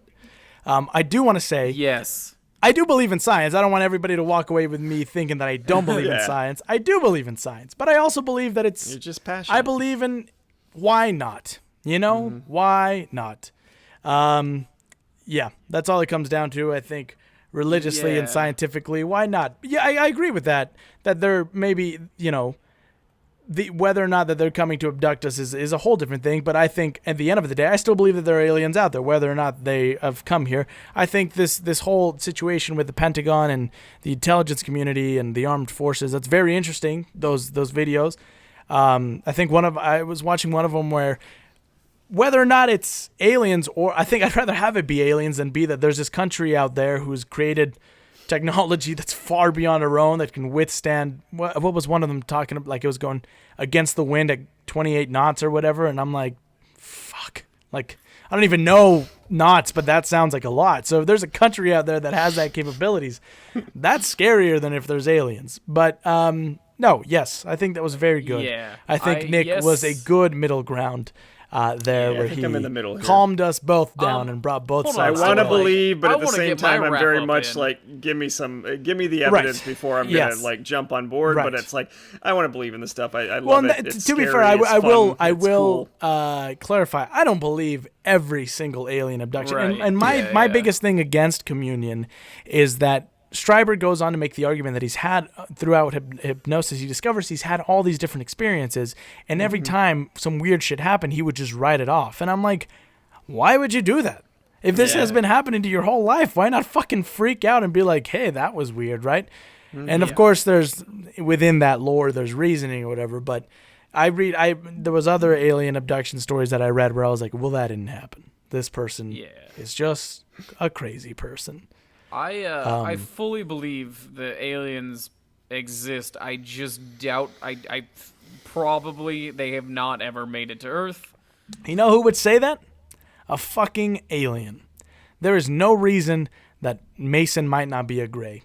You can't Anybody that convince knows me against alien or knows Mason knows he's a fucking alien. I mean, Jesus, he's the least human person I know. Aliens We got definitely him. have never. They've We got him. definitely never Son been of to a Earth. Does not compute. Does not compute. That's He's a shooting robot, lasers out of his eyes right That's now, a- everybody. Those are robot things, you fucking moron. I'm an Fucking some alien. aliens oh, are robots, Shit. No, wait a stupid. minute. God. Haven't anyway, you seen well- R2D2 and C3PO? Let me fucking finish my goddamn point. Yes, aliens are fine. real, but the probability is they've never visited Earth, and they probably won't until we've long bombed ourselves back into fucking nothing. And I say, who knows? Yeah, well, I do, Maybe. because I just answered it, but But you're just a man. Well, correct. you are a Gray. Good No, point, hang on. Jose. I am just a man. Nick, you had a Oh, yeah. a thing where you were saying earlier about the different stages of aliens that have come. For time purposes here, I'll kind of jump through this. I was just, I have this running theory that maybe, on a serious side, I think maybe we've seen different kinds of aliens throughout time. That the human race has been here. That it's not always just the same alien species. I've seen stuff where it's talking about like, hey, we're here on scientific purposes. There's other races coming. They're not all good like us or something. And you could argue what that is. Whatever. Here's how I'm good breaking like us it down. as in Okay. Humanity being good, because Yeah, like we No. came here and we're now your gods or whatever. So that's like the first level is like they come in, they're gods. Ancient they aliens. They spread some, technology and ideas with us to help us become a better society. But it's kind of like like the car market, like used cars or new cars. There's like the new car dealers. They're like up here at the top, right? And they sell you a car. It's brand new. It's awesome. It smells great. And then you use it and you kick it down to this other dealer over here. He's a used car dealer. It's not so great anymore. It's still cool. It's great. I'll buy that car. And then, you drive it for a while and then they kick it down to the trashy car dealers. You know what I mean? And then now it's stinky. It's shitty. The guys selling them are garbage too. They don't give a shit. They just want to get you in this junk. And if you drive it off the lot, it's fucking yours now. And below that, there's the guys that like, this thing doesn't even run anymore. We're gonna fix it up and get it to run out. You know what I mean? We're gonna refurbish this thing or whatever. So I think, what if the aliens are the same way, where they started off as these like, missionaries that came here to spread, peace and love to everybody and lead us into a better future. And then they did their thing and they're like, we're going to move on and we'll move, and then they sold. I have a genuine question though. Do you think they were like, are these hidden aliens or are these like overt aliens? Fuck, I don't know. Don't poke holes in this thing. This is just a fly. This is a 30,000 feet flyover here. You know what I mean? Okay. So they they've got this information. These people live here on this planet 12B or whatever, and they sell it off to the next guys. Those are the first used car dealers. They're still okay. They come in. They're like the social media crowd. They're popping up in like the Annunciation with Saint Amadeus, whatever the fuck that is, from 1486, has a Amadeus? fucking alien ship in the back of this famous painting. Yes. They start to show up in hieroglyphs. They're all over the place. These guys are, they're just buzzing through like, we don't give a shit if you're good or whatever. We're just like, hey, we're in the background. We're photobombing shit. I'm gonna be That's honest, the this next one. theory They're still fun. They're still fun, Mason. It's so fucked because I don't understand how are they showing up in hieroglyphs, but also these are the different aliens than They're the ones still that around. were. Because they've got different ships, man. The ships always look different. Well, yeah, but why are these just now showing up in hieroglyphs that were invented or created at the same time as like the god ancient? No. See, you got it wrong. That. Yeah. Anyway. Well, okay. So maybe we're just talking the paintings here. Okay. You did. Don't linger too long on any of these, Mason.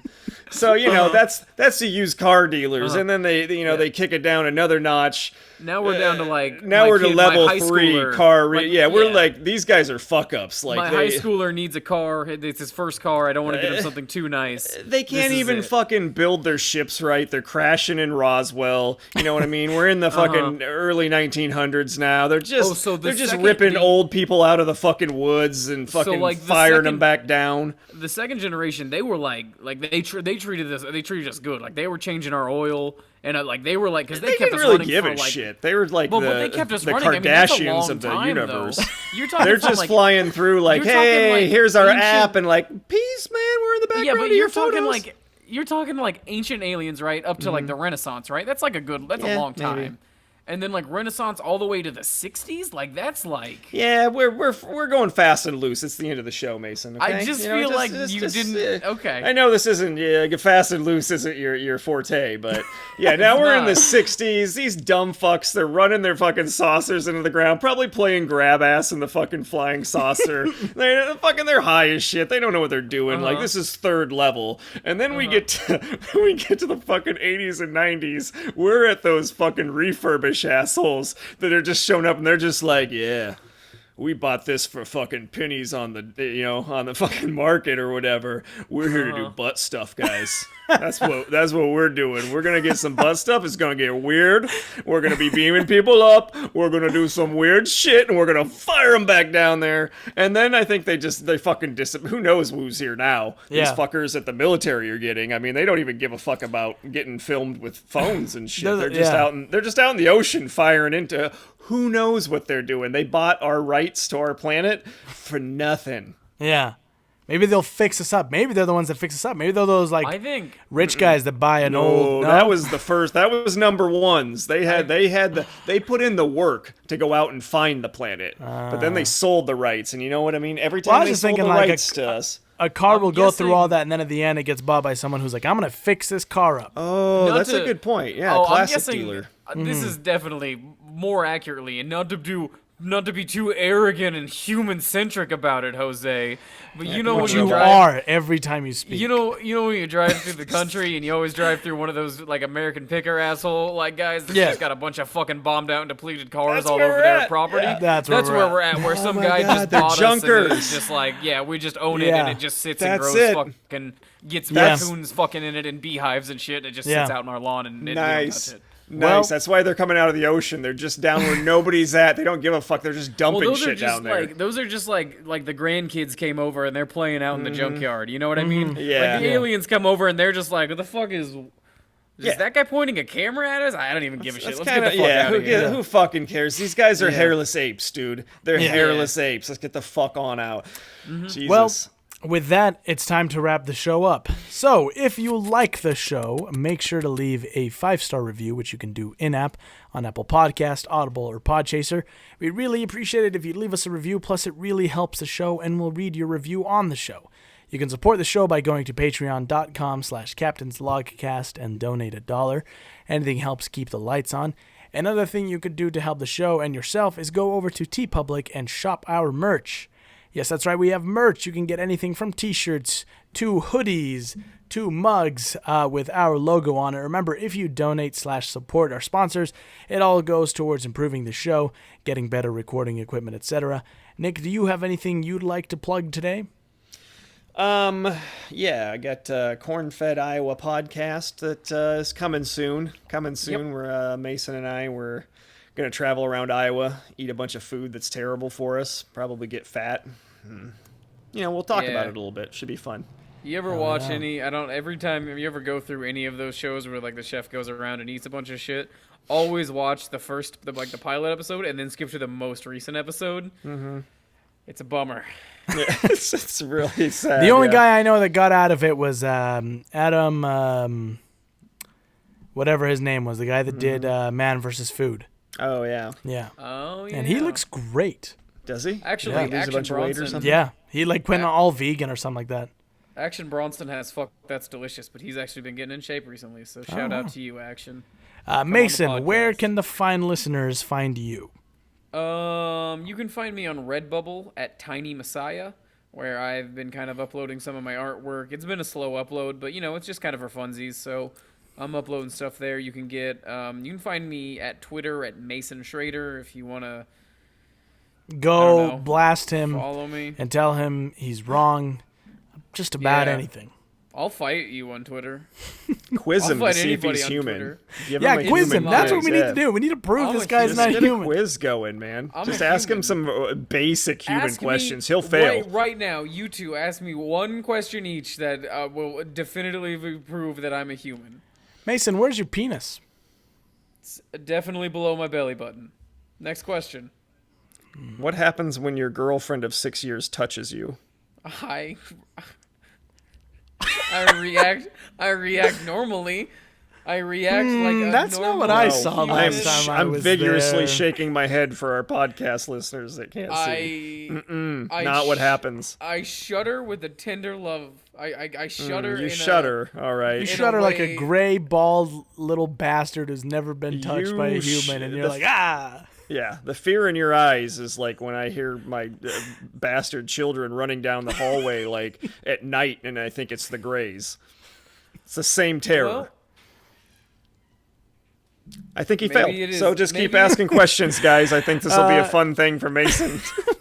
Maybe it is the Greys. Maybe it's not your children. Maybe it will be after fucking tonight. Maybe I'll make a phone call. What? Not that I know any Greys. Well, you can follow me on Instagram and Twitter at j.valle_junior, and the show on Twitter and Instagram at Captain's Log Pod. We recommend various different materials on there and post show updates and post some occasionally funny things. So go check it out. You can also subscribe on YouTube, where you can find me as Jose Valle Jr., Animal Productions, and of course the show's official YouTube channel, Captain's Log, which is like 2 episodes away from being fully updated. If you can't get enough of me, you can also listen to my other podcast with friend of the log, Max Benyon, called Max and Jose Have Something to Say. Make sure to tell your friends and family about the show if you enjoy it, and if you'd like to share your favorite stories of encounters with the Greys, or perhaps you have had close encounters with the Greys or other alien species, please do so by writing into captainslogcast@gmail.com. You can also suggest episode topics, guests you'd like to have back, etc. Make sure to subscribe and download on Apple Podcasts, Spotify, and Google Play, and any other podcast directory. Thanks to Carlos for composing our new show's theme, Carlos Rivera. It was fucking dope, wasn't it? And with that, everybody, we have reached the end of our show. We'll see you soon for another special episode. I've been your Captain Jose Valle Jr., joined by... First Officer, Mason, Probe Lover, and Lover... Probing for love. Mason Schrader. And our guest... Ensign Harris. Nick Harris. And this has been Captain's Log. End of transmission. Beep, boop. Does he really know the Greys? Yeah. He's on a loan program. It's like a gray exchange program.